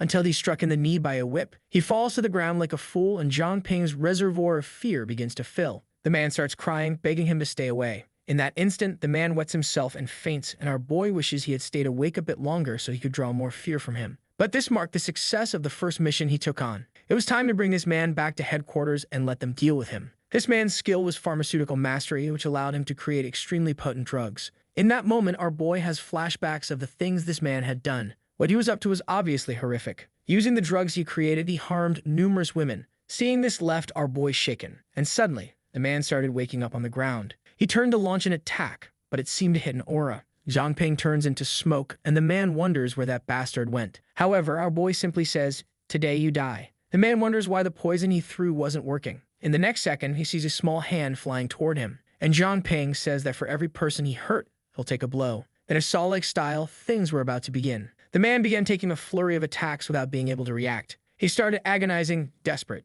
Time passed, and the man cried out that Zhang Ping was insane, saying that he should already be dead and that he wasn't normal. However, our boy replies that with today's technologies, he would still be saved. He points toward a door and says if he can make it to the door, he'll let him leave alive. Xiaofan gets excited, seeing a chance to survive. He's already thinking that when he recovers, he'll get revenge on this boy. There were still plenty of girls he hadn't enjoyed yet. All he had to do was reach that door and he'd survive. But when he stretches out his hand, the door isn't opening. He starts banging on it, demanding to know why it won't open. And our boy approaches, saying it seems he can't even open a door. Even after receiving such a great chance, he messed up. Then bam, Zhang Ping lashes him on the back with the whip. With that, our boy levels up once more. He'd always thought that killing the foxes would be enough to bring peace to Pearl City. But he realized it wouldn't be that simple. There are people like this man who don't deserve salvation. Then he hears another voice talking about Hanai Academy, saying today would be a special day. It was the perfect chance to capture her. Zhang Ping realizes he's going to have to teach another lesson. He tells the captain that he's already dealt with this scumbag, but found another one on the radar. The one relaying the messages is Manny, who controls the subspaces. Our boy warns Shibai and asks her it's true. She says there might be something strange since she can't feel what's happening over there. He then informs her that Zhang Ping seems to be heading to that location and tells her to report any situation that arises. She tells him to be careful, but reinforcements are on their way. The academy was surrounded by a red barrier. Inside, there were a few hooded figures. They had been searching for their target for 15 minutes, but still hadn't found her. One of them says they're in trouble because someone just breached the barrier. The chubby guy, panicking, says it looks like they've been discovered. However, the leader says it's impossible because they're using the dragon statue. But he warns that they're running out of time, so they need to find her soon. Our boy arrives at the entrance of the building. He starts analyzing the statue, trying to figure out what it is. The system explains that it's a dragon stone. If placed in 4 points, it creates a barrier that nullifies the perception of anyone inside. Our boy starts seeing a flashback of how that item was created. As usual, it involved the sacrifice of numerous lives, which is strange as that kind of item had been banned long ago. These people didn't seem to belong to other organizations, so maybe they were remnants of the Zhu family. The Zhu family in the last 2 months not only brought foxes but also beasts,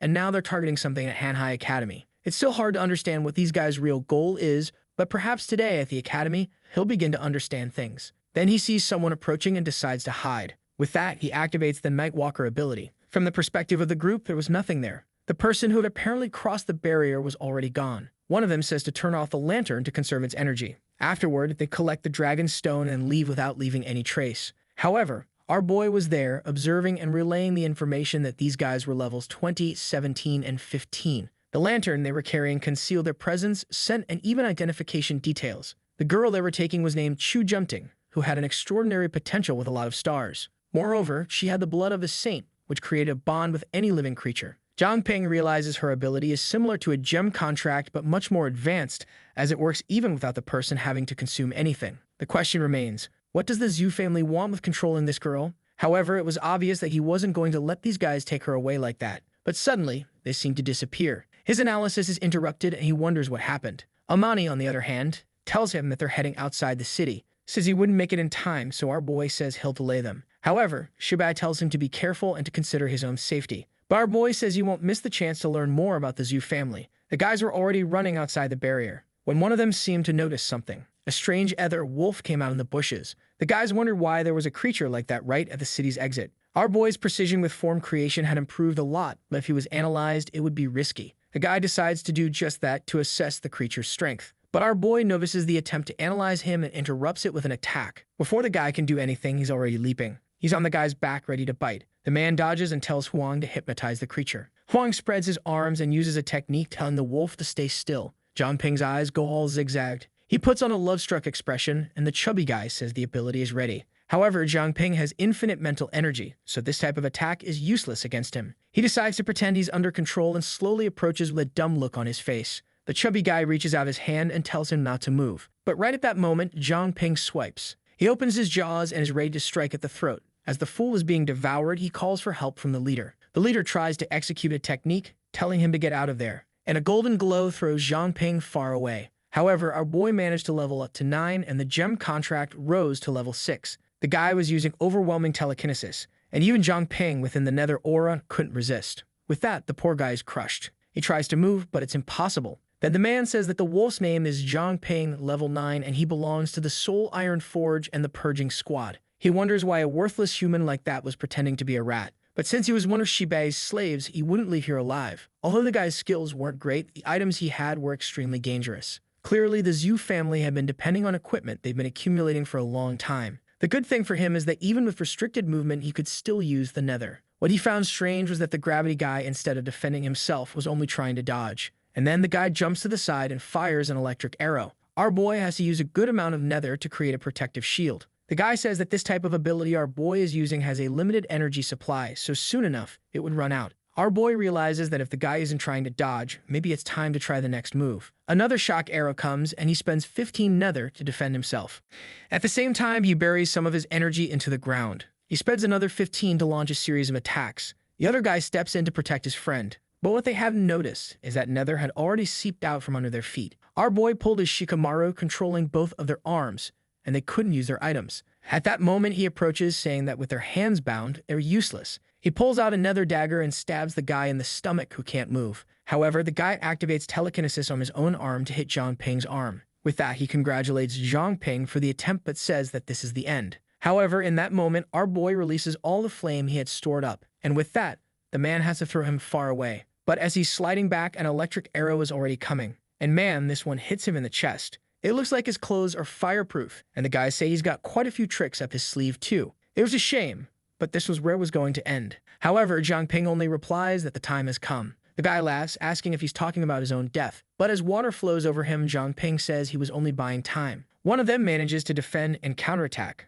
but the other is already stabbed in the chest. The problem is that this time, our boy won't come out unscathed. However, at that very moment, Sizzy is already beside the guy, who realizes that this cursed woman killed his friend in one move. She slashes at him, and he defends himself with the tip of his bow. But her level is much higher, and the poor guy has no chance. He asks who she is, but she just ignores him. She keeps attacking the fool, leaving him no chance to escape. He already knows that in a few more seconds, he'll be dead. With no other choice, he had to use it and pulls a ring from his hand. He slips it on his finger, and suddenly it begins to glow with electricity. A lightning bolt starts to fall, and she tells him to stop. A gust of energy and wind rises to the sky. She approaches, at least relieved that Zhang Ping was alive. The man took advantage of the lightning to create distance between the two of them. It was a shame that they couldn't capture anyone from the Zhu family alive. Meanwhile, our boy is on the ground, completely drained. Then Manny tells her to hurry back and bring Zhang Ping. Sizzy asks what happened. She explains that the illusory curtain had been breached. Man, it's the dangerous Lu Xiu. The fool, who I think is that vice president, asks why he was summoned.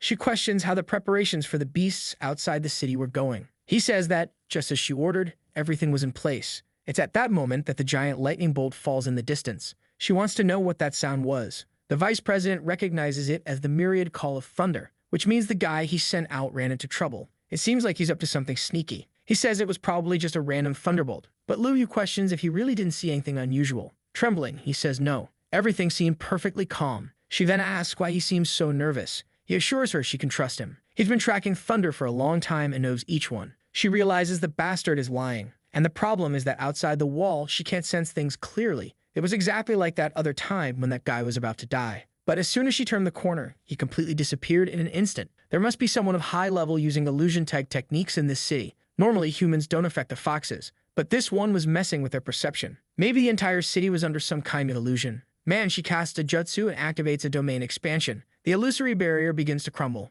Stizzy wonders where that girl the men tried to kidnap had gone. Stizzy turns to Zhang Ping and says she doesn't know why, but the barrier was disappearing. Our boy is lying on the ground like a fool, calling out her name. She points to the side and tells her to use that lantern. Meanwhile, Lu Xiu's energy continues to sweep through the city, examining every point, trying to figure out what's happening. Finally, she senses she has found the Dan Rat, a man carrying the thing on his shoulder, whom she had almost forgotten about in all the chaos. Immediately, she jumps toward him, and the man says she better wait. Now he knows there's a problem because he couldn't stall her. Everyone receives the message about one of the Purging Squad agents named Zhang Ping. He encountered two of their agents, who are now dead. Because of the boy, they had no choice but to use the myriad call of thunder to ensure at least one of them survived. Besides the squad, Zhang Ping is also linked to the Soul Iron Forge. At that moment, one of them asks what Lu Xiu is doing there. And suddenly, someone screams. The man tells Zijin to explain what's going on. However, at that moment, the old man appears and says the plan has failed. Zijin, who provided the information, had been killed by a fox.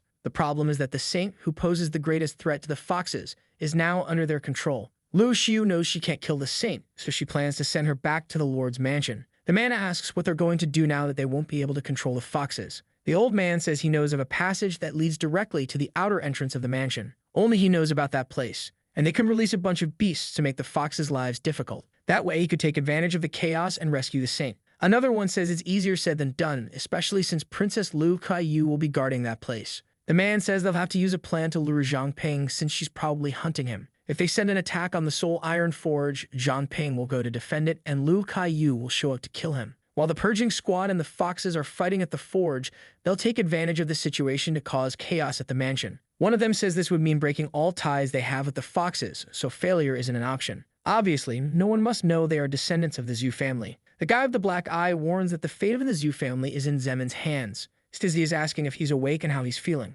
Our boy gets up, wondering where he is. He explains that he's at the purging squad base because they didn't have time to take him anywhere else. He sees Jinbo lying there and asks if he's really that badly injured. He explains that Jinbo fought Lu Kaiyu, who seems to be on the move. At that moment, someone says he's already standing. It's Suji, who says he fought against 3 people 10 levels above him and still walked away after taking one down. Usually, someone dies instantly if they fight someone 5 levels higher. Sizzy introduces the girl, saying she's the one with the solar recharge, and that she took care of him. Our boy says he was lucky, and it's thanks to them that he made it out alive. The girl replies that it wasn't a big deal, but besides that, she can't maintain the illusory curtain anymore. Enough chit-chat, he needs to explain everything that happened, as they need more information. The girls, it seems, have been working double shifts to try to understand what's going on. They're all asking to be fired for a few days. Manny says the cursed Xiaowei was awake, so it was time for her to help. But clearly, she wasn't that awake. She keeps getting beaten every hour to try and wake her up. At that moment, Shibai enters the room and sees the two fighting like madmen. He says he really needs more staff because they're being forced to work so hard. Then our boy walks into the room. Shibai explains that the Zhu family and the foxes seem to be working together, but that no longer appears to be the case. And the fact that they used that dragon shows they were already aware of the illusory curtain. He knows that submission isn't the Zhu family's style. This means they're just waiting for the right moment to deal with the foxes. The headmaster of Rai Academy, known as Shan Howie, died 14 years ago without any heirs. But soon after, a girl named Shen Junting was announced as granddaughter. She didn't seem to have any connection to Pearl City, so she must be from a village outside. It was likely the Academy's headmaster who wanted to keep her completely hidden. Because of this, they have no records of her, and it's impossible to know what ability she possesses. However, Zhang Ping says he knows the ability because he analyzed her earlier. What she possesses is called the blood of the saint. Shibai wonders if she could be from the ancestral sacred village. However, that would be too much of a coincidence. Meanwhile, our boy explains her ability. At that same moment in the Lord's mansion, Junting excitedly asks if her sister always lives there and why she seems so angry. Clearly furious, she says it's nothing important. Junting tells her to drink some tea because sweet things make you happy when you're mad. However, obviously Lu Xiu isn't in the mood for jokes and tells her to die. A terrible aura passes over the girl, but she opens her eyes and glares with a golden light. Xiu's attack seems to have no effect and the girl pretends nothing happened. She offers her a cookie, asking if she's not in the mood to eat it. She pops it into her mouth, saying the cookie is really tasty. Meanwhile, Xiu can't understand why she can't kill this girl who's all smiles, saying it's delicious. Every time Xiu tries to strike, at the very moment she's about to hit, she feels ill and cancels the attack. Junting spits out the tea, saying it's terrible and that the person who made it is a complete idiot, who just so happens to be Xiu herself. The girl leaves, saying she'll prepare a new batch of tea and tells her to wait there. Meanwhile, Lu Xiu wonders why she feels so ill every time she tries to kill the girl. She's a princess of the Celestial Fox clan, so clearly this wasn't her own weakness. There was something about this girl that she had no idea about. Meanwhile, back at the base, Sizzy tells our boy that her water is similar to the nether. The main difference is that she can easily recover and reuse the water. However, once his nether is depleted, it's gone. That's because he still doesn't know how to convert tangible nether into something intangible again.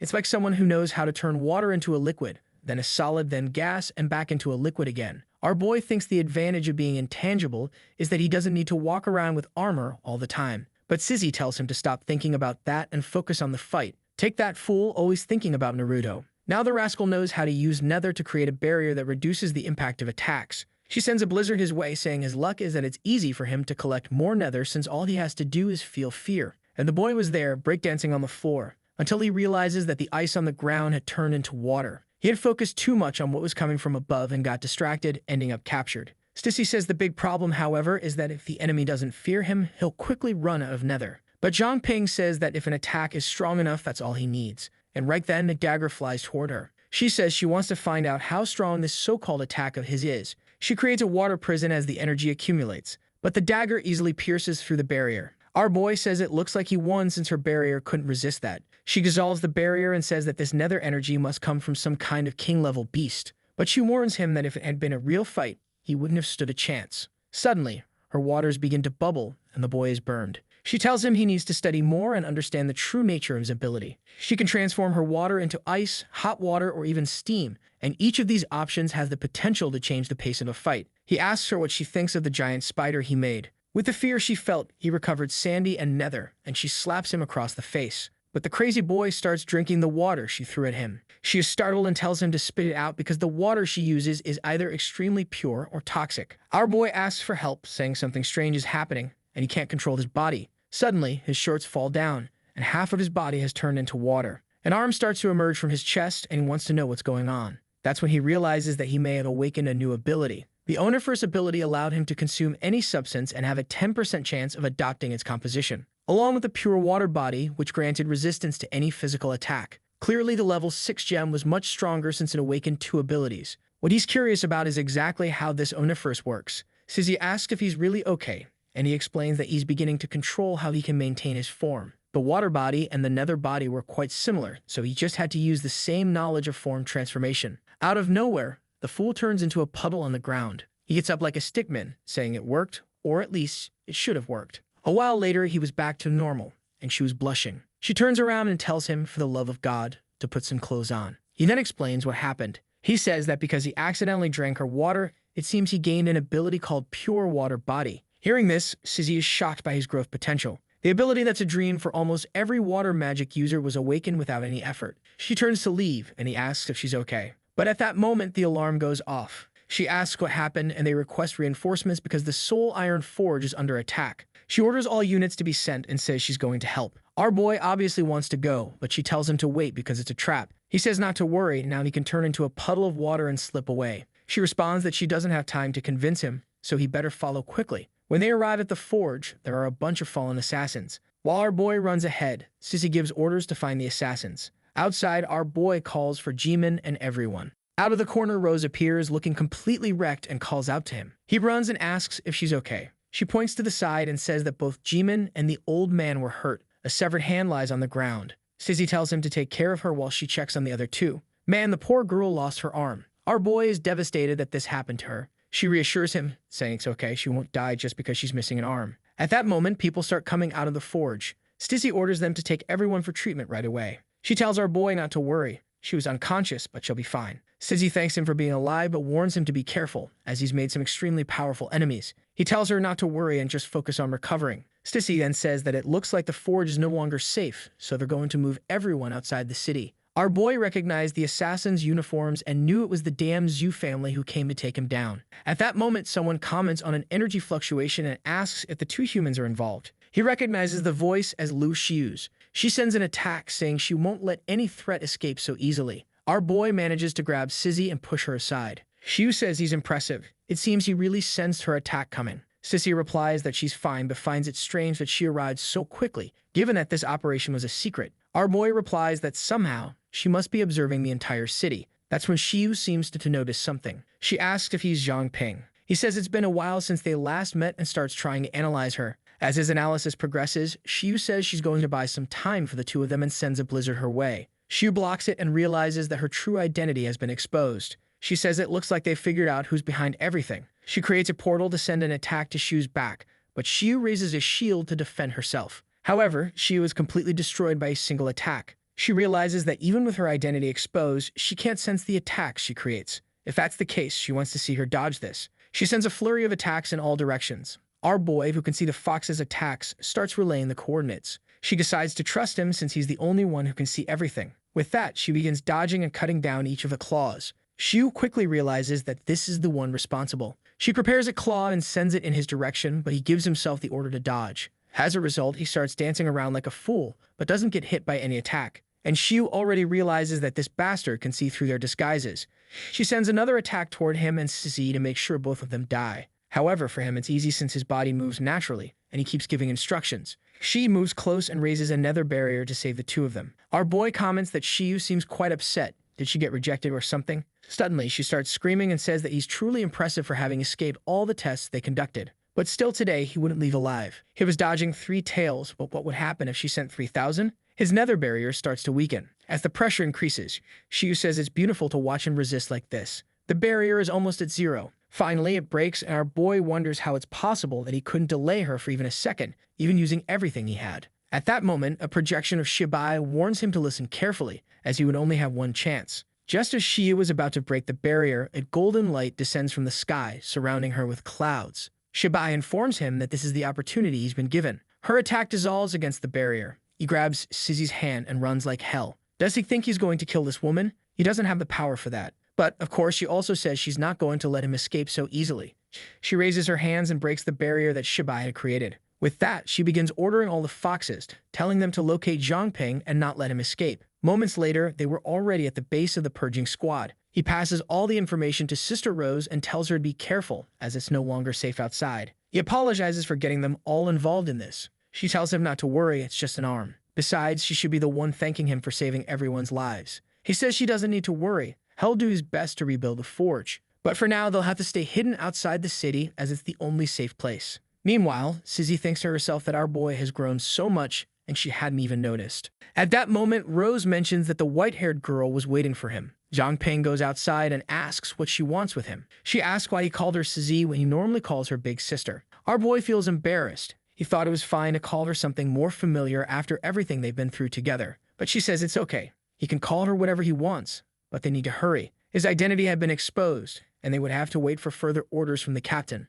But for all the help he's given to the purging squad, he was about to receive a reward. He asks what this golden blood is. She explains that it belongs to Jimbo. It provides extremely fast recovery and extends the lifespan of all veterans in this place. He's supposed to consume it and try to absorb one of the powers as he usually does with his technique. Additionally, there's a chance it could be passed down to descendants, so maybe the women will take more interest in him. He says he's not sure that's a guarantee, and besides, he doesn't have any women, so there's no reason to think that far ahead. Then he drinks the blood, hoping the oniferous ability activates. He asks if she felt anything, and she says that strangely, it doesn't seem like anything changed. Until, suddenly, his hand starts turning red. He analyzes it and sees that the oniferous ability is activated. Now he has the pure blood body, which accelerates the recovery process. He quickly realizes that the oniferous ability gives him an additional chance to gain limited powers. Sissy asks what's happening with his hand. Her glasses are turned off, and he notices she has a huge scar across her face and asks what happened. She says it's nothing serious, but our boy knows she's hiding something. She asks if he feels any other difference, and he says he seems to be aware of most of the creatures around him. It's as if he can blend in with them and heal wounds.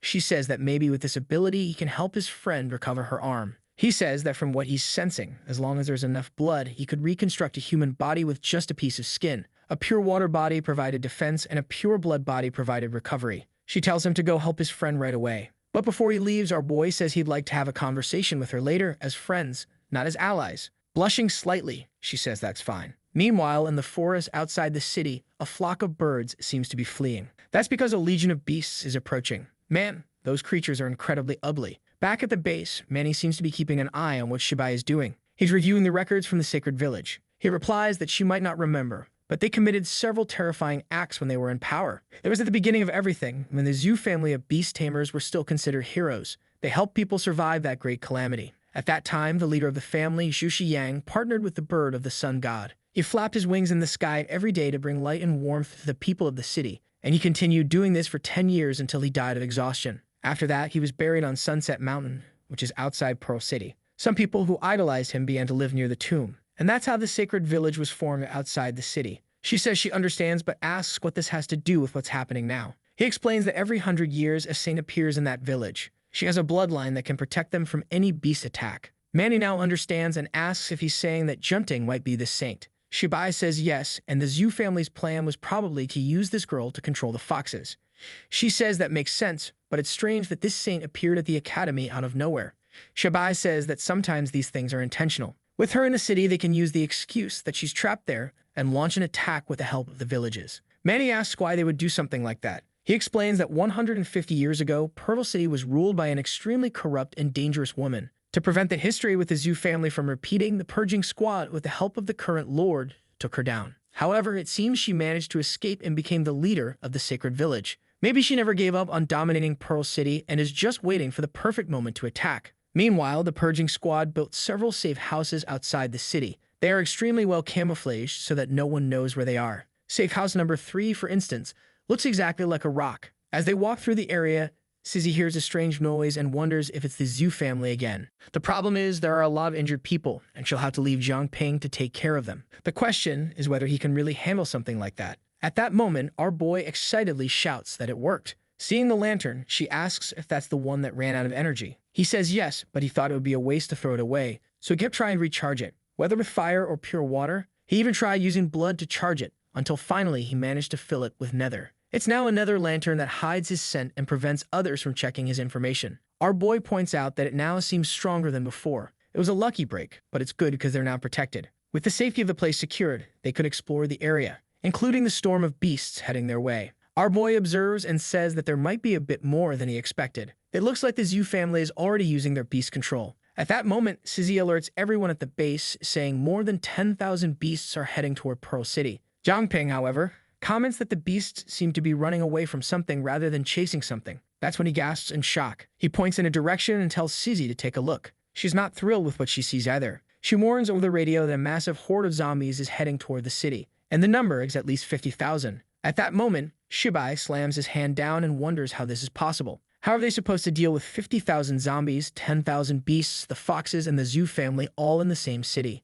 Obviously, they don't have enough people to handle all of this. He wonders if he'll have to intervene directly, but then he has an idea. He calls for the 3 girls and tells them to prepare to activate the celestial curtain once again. They seem hesitant, but he explains that yesterday, he suppressed the power of the fox leader, so she's not at full strength yet. They're going to have to rely on the help of everyone in the city and send out a warning about the incoming zombies. Once all the awakened individuals are ready, they'll infiltrate the crowd. This way, they can blend in and avoid being attacked by the foxes. He then orders Sizzy and Zhang Ping to buy the city as much time as possible to prepare. At safe house number 5, the man says those are the captain's orders. Everyone was supposed to head to base number 3 and help them survive. The men are excited, saying it's time for them to shine a little. Meanwhile, the guy from the Zhu family is furious because the plan to take down the forge failed. He sends a message saying that Lu Xiu is not in the Lord's mansion. At that moment, the person on the other end says they've encountered some problems. A giant horde of zombies has appeared outside the city and they don't know who's behind it. He tells them to stop the small talk and come up with a plan or everything will fall apart. He needs to find that saint as soon as possible before they lose their chance.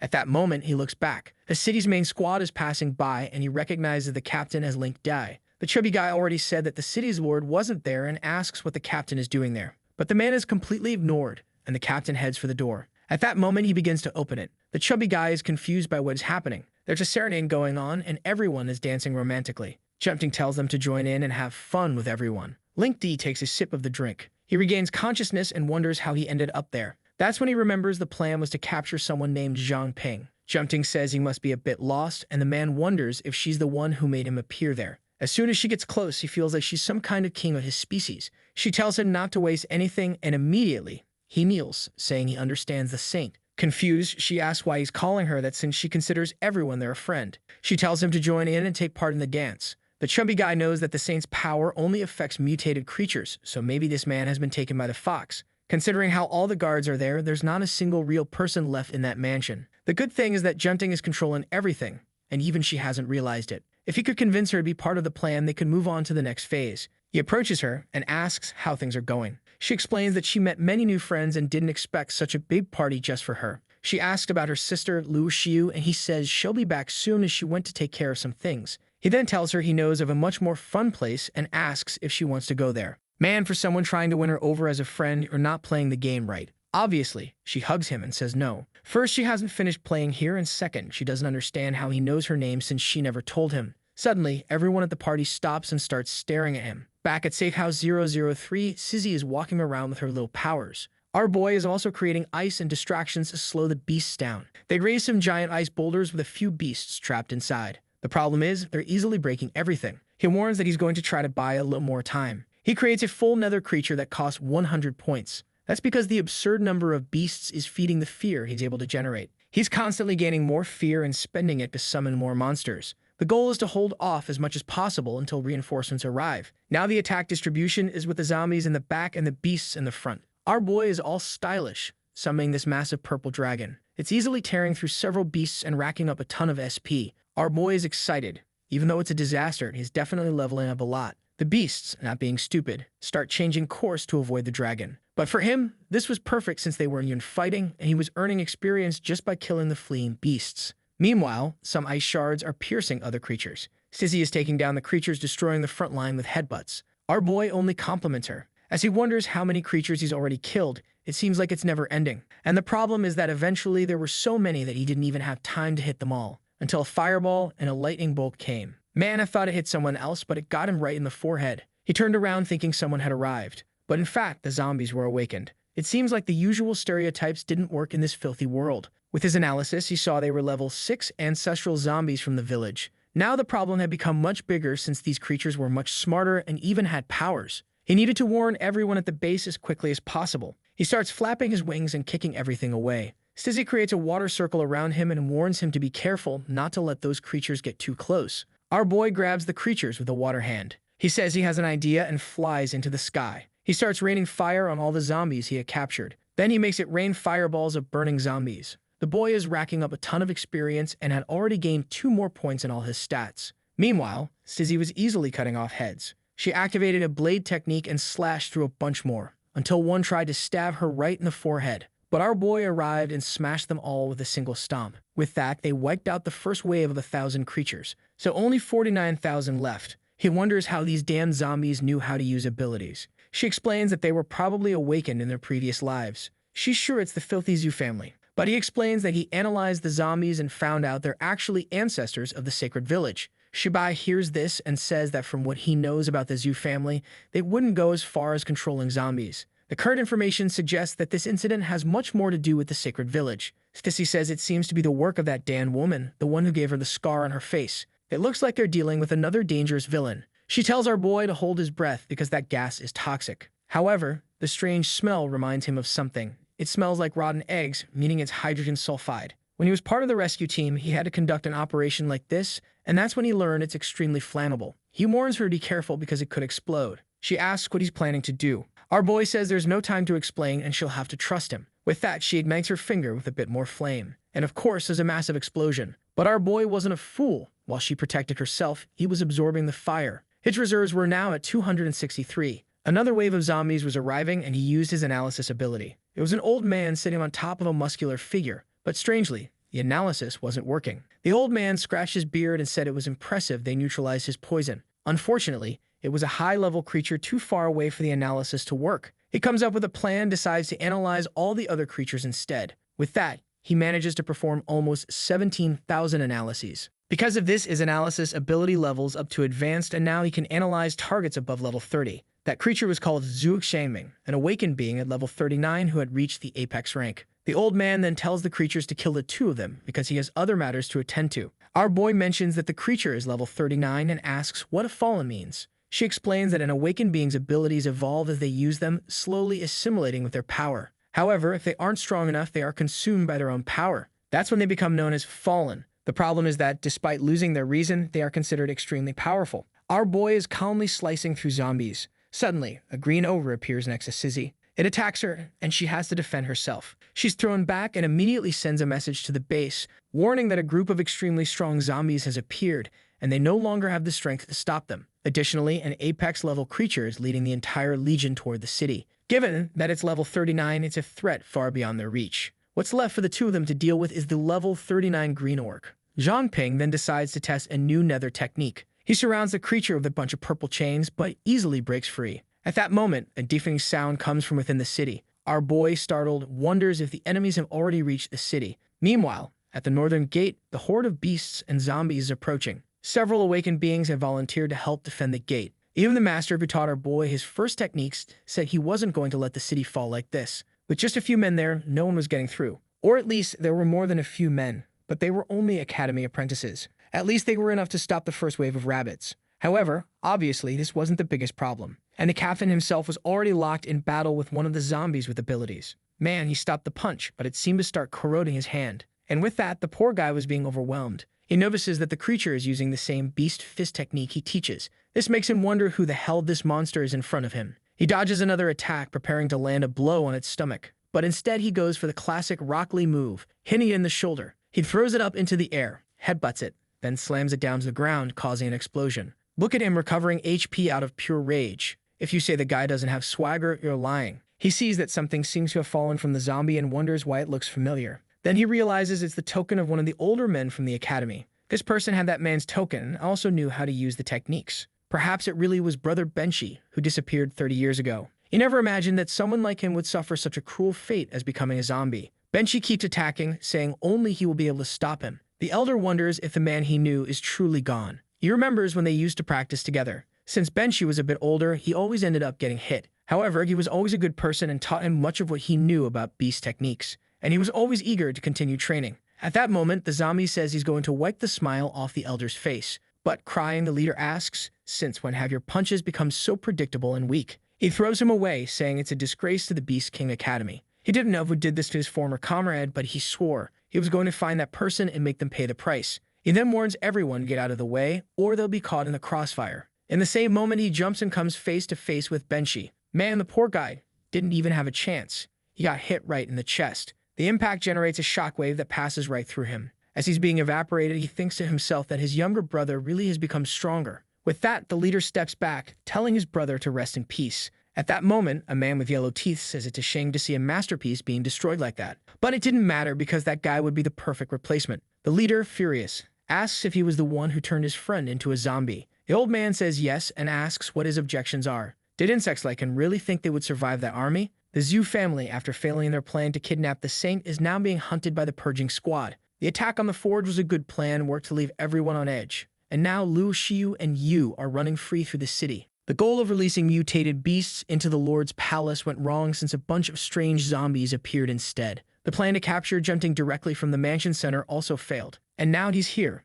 alongside the foxes. With that, the Zhu family's plan had been completely uncovered. They wanted to bring all the foxes under their control by using the saint and then retake control of the city. However, the current investigation shows that these zombies are connected to the sacred village. The celestial curtain has successfully been raised, gathering all the combatants in the area. The attack is mainly coming from the north, as the south is surrounded by mountains. At this moment, the Beast King Martial Academy and other awakened ones are holding the northern position. Meanwhile, inside the ancestral sacred village, a man kneels before the cult leader and informs her that everything is ready. She tells them to go help the zombies cause chaos in the city. And the moment the Zhaoshi brothers capture the saint, they are to return immediately. The boy asks if that king-level beast in the city won't interfere with their plans. Additionally, if they're already declaring war, why would they retreat after the first attack? The warden says that the old fox is likely just waiting for Shibai to reveal himself. The boy asks if that doesn't put their plan at risk. She reassures him, saying he needn't worry. Even though the saint had only just awakened, not even that powerful fox could completely ignore her effect. Besides, the fox isn't their biggest concern in the city. The real problem is Shibai and the purging squad. And that's why she's using the zombies to create chaos in the city. First, they'll use the saint as a pretext for war and launch this invasion. The purging squad will have to activate the Sky and Moon Pearl. But to do that, Shibai will have to reveal himself, and that's when the fox will strike. As soon as they're caught in the middle of this battle, they'll kidnap the princess and kill the rest. The boy says that his information indicates that the Zhu family also wants the saint and asks what they'll do if they interfere. She explains that at the moment, the saint is completely out of control and the Zhu family has no chance of accomplishing anything. That's why she sent the Zhaoshi brothers, who have sacred blood and can communicate directly with her. Moreover, it seems that the great ancestors of the Zhu family don't want to get involved in all of this. Even if they tried to take the saint by force, they wouldn't be able to defeat the brothers. She then says it's time for them to head out as well. Meanwhile, our boy has his dagger ready. He and Sizzy are killing as many zombies as possible. The problem is there are so many that he's been fighting for a long time and doesn't seem to end. Suddenly, he feels something pass by him. He turns and tells Sizzy to be careful. As she looks, a creature slams an axe into the ground, knocking her down. She tried to form an ice shield, but she was thrown far away. The beast was already leaping on her, and our boy rushed to help. The problem is that he was running low on nether, and zombies were holding him back. He shouts for Sizzy to watch out for the attack, but the brute smashes straight into the shield. The chubby guy says that piece of metal is not just for show, and Sizzy recognizes him as Zhang Shuzhan. At that moment, some flying swords come out of nowhere and start eliminating several zombies. It seems reinforcements have finally arrived. The incredibly dangerous woman lands a powerful kick. This is none other than Cheng Shuji. The flying swords continue to land in front of the massive orc, forcing it to retreat. Qinmei arrives and asks Sizzy if her swordsmanship is getting rusty. He delivers another series of strikes to the orc and tells her not to let her guard down. No physical attacks seem to work on that creature. Our boy, feeling confident, says he knows how to beat it. He asks the senior to keep it occupied. Man, the guy is pretty nice. He listens to the boy and charges forward. With a reverse strike, he's holding back the giant axe. Zhang Ping noticed that this guy is controlling the creatures with toxins. He knows toxins are flammable and tells the brute to eat this attack. He slams a hammer with scales right into the beast. Now that it was embedded, the fun part began. He slashes the creature's back with flames. With that, all the toxins inside the creature begin to combust. The orc falls to the ground, bloated. Zuji says these guys were really tough. However, our boy warns that the real tough ones are near Pearl City. He explains that there are some injured people at base 003, and they're being kept hidden thanks to an item. Shinming says they received the situation report from the boss and that they'll take care of those people. He tells him to head back to the city because his power will be more useful there. But what if he just stands there saying nothing? Ming tells her to go with him as there are enough people here already. With that, she runs ahead, telling the boys to follow. At the northern gate, it's absolute chaos. He's right in the middle of this war. The Beast Academy Master is there, all fired up and buffed, killing everything. Instructor Baidi is in his transformed form, helping on the front line, when suddenly, Tiago turns around. It's a fireball, and it's not letting this guy leave alive. However, the Martial King delivered a punch, changing its path. He turned to the level 39 zombie and asked if that was all he had. The old man wonders why he's been encountering so many fire-type creatures lately. The other one is about to throw a punch at him, but he just says it looks like he's being underestimated.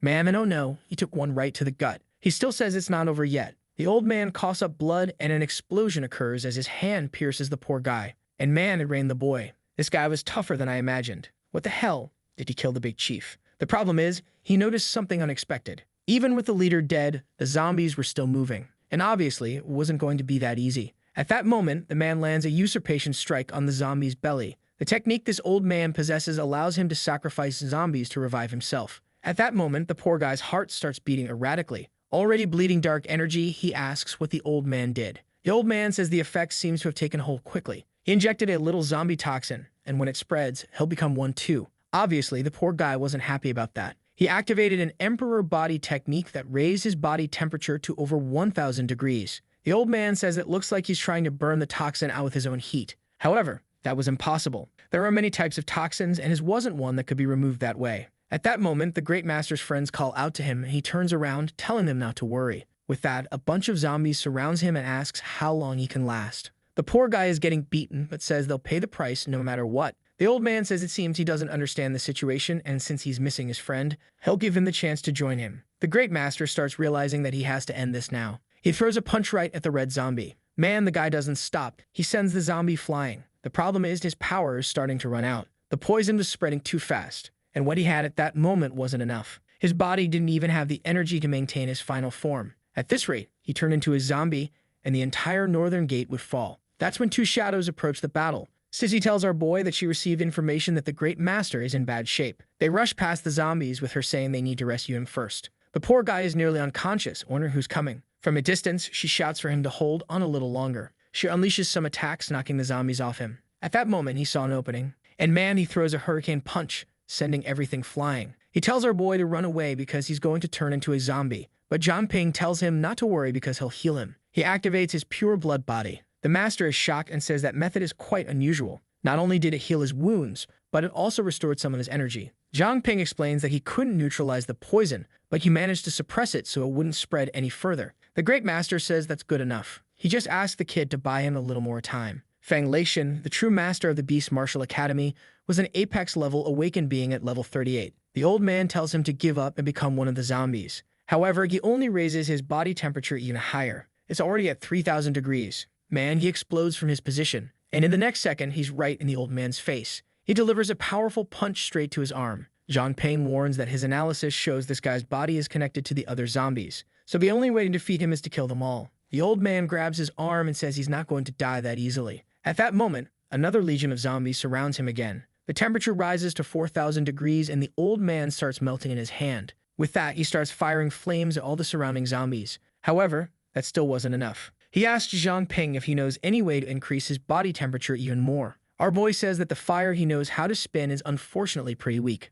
Man, now I understand, our boy has turned into blood and is inside the Great Master's body. Zhang Ping hands over some scarlet scales and tells him to try using them. The Master immediately consumes everything. Meanwhile, another legion of zombies starts advancing toward him. At the same time, a pillar of fire rises to the sky, freezing everything around it. People were saying they never thought they'd see the Great Master in that form again. That was a sign that battle was about to end. The Flame Emperor had returned in his sunfire form, reaching temperatures of 6,000 degrees. With that, not even the most resistant toxin could survive inside his body. He warns Zhang Ping that the form he's taken will cause severe damage to his own body, so he'll need help. He tells the rest of the group to move back to avoid getting caught in the crossfire. Everyone obeys immediately, running back toward the city. The zombie, reconstituting itself, realizes that the toxin it had planted is gone. It immediately calls for all units to gather forces and finish him off. But the master activates a supreme beast technique and lets out a breath. The entire legion was charging at him, and he just turned his head, breathing fire on everyone. With a single breath, over 20,000 zombies return to ashes. Sissy quickly realizes that, of all the people she knows, this guy is one of the 3 strongest. Just then, someone reports that the masters of 2 other academies have betrayed everyone and let creatures through the gate. Leisha knows who those masters are and can't believe they've really betrayed the people. At that moment, some zombies begin to emerge from the ground. The chief says that if the city has already been invaded, his objective is complete, and this time the victory is his. Leixian, realizing he'll have to clean up the city, can only say that next time he will kill that man. He tells everyone to return and help the city while he handles whatever comes from the north. He tells our boy that he has managed to clear the toxin, so he can return as well. In the city, chaos reigns as people flee from the beasts. Meanwhile, a man from the Zhu family is delighted to see everyone screaming. This is how the city should look without his family. He then asks how the plan is going. They say that at least 1,000 of the beasts that invaded are under their control. The man says that's perfect and orders them to attack the Lord's mansion. They respond that it doesn't make sense since Junting is there and her divine blood would interfere with their control. Considering even the foxes are her servants, how could they kill this girl?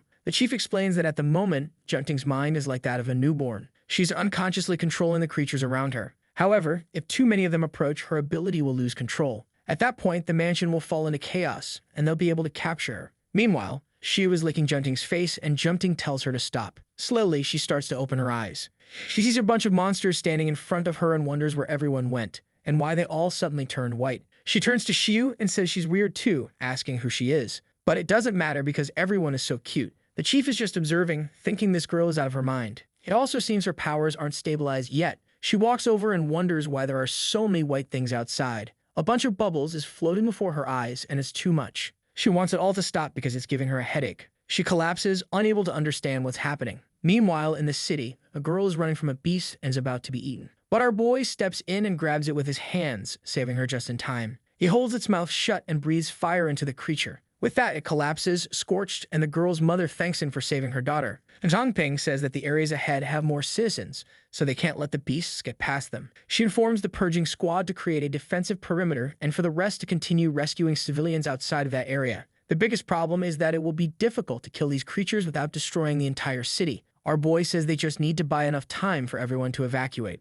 Suddenly, the beasts seem to be surrounded by a red aura. Stizzy also receives a message that the beasts near her have stopped moving. Our boy wonders what's happening. At that moment, Junting is rising and even the mayor wants to know what's going on. If it's what he thinks it is, everyone's in trouble. Suddenly, she starts to open her eyes. A pink aura begins to radiate from her. The energy spreads throughout the castle. The Zhu family instantly loses control of all the beasts they had under their command. It seems the cursed saint has awakened her goddess blood. She starts flying, saying she sees a lot of white balls in that direction. Immediately, the old man runs, saying they need to capture her. However, he senses something strange. An unusual feeling that only a king-level creature could emit. Maybe Lu Xiu had regained 100% of her powers. He wonders if Junting has something to do with the fox awakening. His men ask why the chief is standing still. He tells them to contact everyone and capture Junting as he has more important things to take care of. Given that the foxes now have someone at the king level, revealing himself would be suicide. For now, it's better for him to stay back and observe. Meanwhile, the martial fighters are organizing groups to continue clearing the city.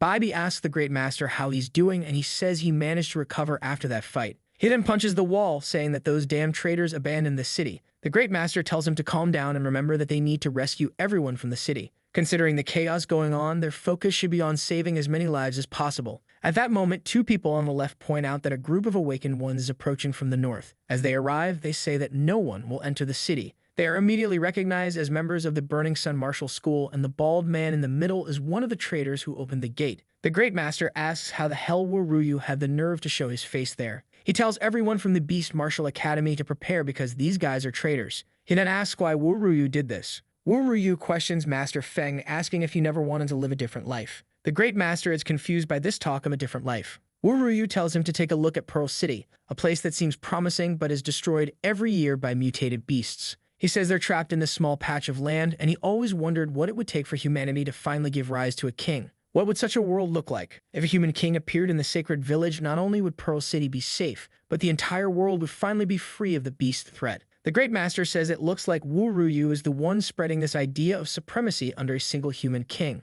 Wu Ruyu says, of course, and that even the Great Master could become a student. However, Lakeshin asks if being a student means sacrificing an entire city. Wu Ruyu says they're actually here to find the key to creating that king. If they just stay put, nothing will happen. However, Lakeshin asks what he'll do if he doesn't obey. In that moment, Wu Ruyu lunges forward, saying that in that case, they'll have to settle this with their fists. Meanwhile, in the northern part of the city, Jumting is flying. Our boy is seeing all the creatures that seem to be worshipping her. It appears the mutated beasts have stopped because of her. She's flying, saying that this bunch of white energy is so cute. However, Chu Jumting has so many stars and worse yet has become a fallen human. Sizzy asks if that's true. Before he can respond, she pulls him down, saying someone had arrived. It was members of the Zhu family who were trying to kidnap the girl, but were terrified. After all, she had stolen all the beasts that were under their control, and they have lost communication with the rest of their group. It was impossible for the two of them to complete this mission alone. Suddenly, someone says it's amazing that the Zhu family finally revealed themselves for a second. Apparently, they were braver than the others they encountered last time. The ones who appeared were the Celestial Tribe brothers,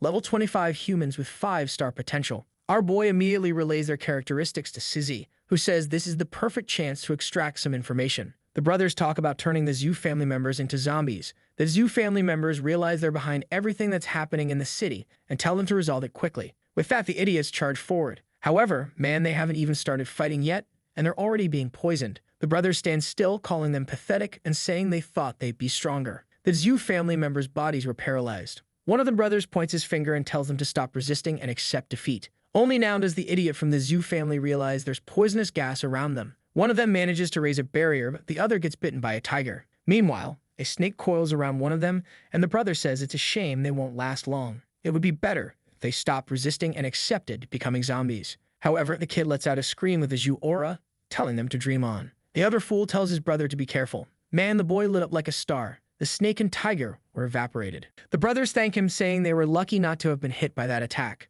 At that moment, Jumting appears behind them, wondering what happened to those two white creatures. Wow, but it looks like she's already siding with the brothers because she starts healing their beasts and them. They bow to the Sing and say they are here to take her back. She says there's something impure in their bodies and she will purify it. In that moment, strangely, their powers stop working and they wonder how that's possible. What she was doing was extracting the sacred blood from everyone. The problem is, this would turn against them. Both creatures begin to be purified. And in the next moment, Jumting says now they're all clean. She hugs the tiger, asking if he likes it here and saying they can go watch the other animals. She walks off with the creatures and the brothers realize she's already mastered the goddess's blood. The problem now is that it's going to be much more difficult to take her back to the village since she's lost her mind. One brother says that for now they need to focus on returning to the city and the leader will come up with a new plan. Upon hearing this, Sizzy gets angry, realizing that the leader is already there. Zhangping gets worried and asks who this leader is. Sizzy explains that her name is Lai Aksu, the most dangerous criminal wanted by the Purging Squad. She was the one who killed the master and also left the scar on Sizzy's face. Additionally, she's strong enough to face Shabai head-on, so they need to find out if this monster is really in the city. Even though they can't deal with Jumting, at least she's out of the city for now. And now that she's taken those beasts, this is the perfect chance to capture these guys. They were escaping when a barrage of ice struck them from behind. One of the brothers pushes his sibling aside, saying that more people were hiding nearby. He was about to make a move, but Sizzy had already landed a helium strike on his arm. The man calls out to his brother, unaware that Zhangping is already behind him. And just like that, another fool is captured. Our boy says that if that poisonous mist is activated, both of them will suffer a lot. Sizzy immediately demands that they reveal their purpose in the city and if Lai Aksu is really here. One of the brothers refuses to say anything, so he takes a slash to the chest. Our boy says that they'll keep cutting him while he helps him recover, and it'll take some time, but eventually, they'll spill their secrets. With that, the men begin screaming. Sometime later, Sizzy informs the captain that they have vital information. According to what they discovered from the ones they captured, the ancestors of the sacred village are trying to use Xianing, who has awakened the goddess of blood. Additionally, Lai Aksu is in Pearl City at this moment. Shabai says it seems the worst has happened, and he will have to deal with it. He turns to Manny, telling her to prepare the teleportation circle. She asks if they are really going to activate the purple of the sun and moon. He knows that it's hidden in the center of the city, and once activated, he will be exposed. Plus, the foxes aren't dead. If he reveals himself now, it will be too dangerous. He explains that the original plan was to lure out the Fox King and keep it distracted in a fight while he activated the pearl. But with the arrival of Lai Aksu, nothing is certain anymore. He'll have to take the risk and activate the sun and moon before they can react. There's no time to wait because it's the only chance to save Pearl City. A teleportation portal appears in the city's memorial center, and Shibai and the rest of the team emerge from it. He informs everyone of the situation in Pearl City and what they need to do. He says he can handle the beasts and the Zoo family, but the problem is how to overcome the unstoppable will of humans. Lee Oxru is already there and asks if he's really going to risk everything to activate this item. Manny asks how that woman is already here and why she didn't sense her before the teleportation. Shibai tells her to get used to plans not going well against enemies like these. Lei Oxui tells them to give up because the moment they stepped into this place in desperation, her victory was sealed. However, Shibai tells her to give up her pursuit of the human king's path. She's trying to interfere with the natural order of things, and by doing so, she'll only attract more king-level beasts. She needs to think about what will happen if she fails in her attempt to reach the king level. Lei Oxui simply responds that she won't fail. But Shibai counters by saying she already failed the moment she raised her blade against the innocent. There's no way someone who uses the ends to justify the means is on the right path. She doesn't walk the king's path, but the path of lies. Lei Oxu replies that a pile of bones is necessary beneath her if she is to become a queen. Whether it's the path of kings or lies, people will only remember the victors. Shibai says that her plan makes no sense. While trying to free humanity, she's killing everyone. Lei Oxu says she's tired of talking and knew she wouldn't be able to convince him, which is why she brought friends. The truth is, Lei Oxu doesn't want him to activate the sun and moon because it will attract the foxes, and she doesn't yet have Jumping to control them. Shibai then sees that Yu Chenghai is by her side and asks how the lord of the city could be involved in something like this. Chenghai says that Lei Oxu is right, the foxes are too strong and they need a human king to survive. However, Shibai says that she's not a leader and in the end she won't win this. The lord ignores him and says maybe not, but some things need to be done, whether the result is good or bad. He was too conservative and he knew he couldn't be persuaded, so he says that he'll have to ask Shibai to die. In a residential area, an explosion occurs in a park in the south. Junting asks the animals why they seem so scared. Sissy senses the fluctuation of energy. They see that Junting and all the beasts she was controlling are being drawn to the city. They imagine that the captain must have started the fight. She notifies someone from the team to come and pick up the two brothers while they run off to help with the battle. In the middle of the city, everything's a mess. Meanwhile, Lei Oxu dodges Shibai's attacks and asks if that's all he's got. He says buying time against her is more than enough. Suddenly, a crystal encases her body. While he begins the activation of the sun and moon, she realizes that his plan was to activate it while she was trapped. She shouts for Yu Chenghai to destroy it quickly, but the three girls from the purging squad block his path, saying they won't allow it. He raises his staff, saying that in that case, the three of them will die trying. He slams it into the ground, sending stones flying everywhere. The girls start arriving just in time. Sizzy raises a barrier to protect Shibai as Zhang Ping approaches. That's when she notices that Lei Oxu, the villain herself, is hovering just above them. And worst of all, the Saint Junting is indeed approaching with a pack of beasts. Lei Oxu sees that the girl is out of control, meaning the ill brothers have failed. The problem is that Junting's energy is currently in an extremely unstable state. It seems the goddess of blood has fully awakened, and she is in the stage of metamorphosis. Junting floats above, merely observing. She notices that whatever it is that's frightening the creatures, it also gives her a strange sense of familiarity. As soon as she reaches out her hand, the sphere begins to glow. It ascends to the sky, accumulating energy and even shatters Lei Oxu's barrier. Lei Oxu doesn't understand why so much energy is being drawn from the sphere. Shibai warns that Junting is absorbing all the energy from the sun and moon. With that, Junting rises into the sky, an item that beasts can resist her pull. Our boy Zhang Ping starts feeling a headache and Sizzy collapses to the ground, unable to do anything. Junting says she feels like her mother is calling out to her. She knows someone is waiting for her outside the city. Lei Oxu is excited. The energy from the Pearl of the Sun has completed Junting's metamorphosis. She then flies off, calling the creatures to come witness it. Junting knows she is responding to the call from the ancestral village. Her willingly going to the village is perfect for their plan. Lei Oxu had been hiding this girl in the city for a decade, all to wait for the right day to awaken her powers. She informs Chenghai that this girl is the key to creating a human king. The foxes must have awakened now that Junting is gone, and they have surely noticed the commotion in the middle of the city. This chaos is enough to keep Shibai distracted, and so far, her plan is working. She turns to Shibai, thanking him for accelerating her plan so much. She thought it would be much harder to complete the Saint's metamorphosis, but he did it for her. While she talks about how this is truly destiny, Sizzy approaches from behind, saying she won't let her escape. Sizzy jumps and attacks with energy, declaring she will avenge her master. But Lei Oxu just asks if she's being serious. She stretches her arm and says the girl is getting ahead of herself. She creates an impact that sends poor Sizzy flying. Our boy Zhang Ping quickly jumps in, creating a pair of nether wings to catch her midair. He grabs her gently in his arms, saving the damsel in distress like a true hero. With that, Lei Oxu bids Shibai farewell, saying until next time. The group asks if they should follow her, but Shibe says it won't be possible for now because they need to focus on recovering the city. Our boy tells Suzy that she only suffered a few small cuts. She's feeling down, saying she's still too weak. Suddenly, they hear a loud crack, and Manny wonders where it's coming from. Shibai says it's undoubtedly the celestial Fox King, so they need to prepare for teleportation. They spot the castle guards, and they know that in reality, they are all foxes. The guards tell them to stand still and respect the law. But obviously it won't listen, and Manny begins setting up the teleportation. Our boy warns them to be cautious because Fox's attacks are usually invisible, but Shibai says he'll hold them off. He starts flying and activates a cerebral resonance wave. He immediately orders the purging squad members to evacuate the city, but the girls are hesitant. Of course, he's the captain, and he tells them it's an order. Our boy Zhang Ping doesn't understand why the foxes aren't following Junting. Stizzy explains that they must have some kind of protective barrier and says it's best they leave quickly. Shibai is relieved to see that everyone is escaping. No one stood a chance against the Fox Queen, so it was best for everyone to flee the city. Once everyone has left, Shibai wonders why the Fox Queen hasn't shown herself yet. He wanted to see the power that the Fox Queen possessed. A voice emerges saying, so this is the most powerful of humans. But it's good for him to know that with his current strength, he has no chance of winning. Shibai tries to activate his analysis. He sees that she has the abilities of cognitive distortion and inversion of principles. She attacks, and he says there's only one way to find out if he's strong enough. He'll hit her with his most powerful strike. He activates the vacuum collapse, which starts creating multiple holes in the ruins.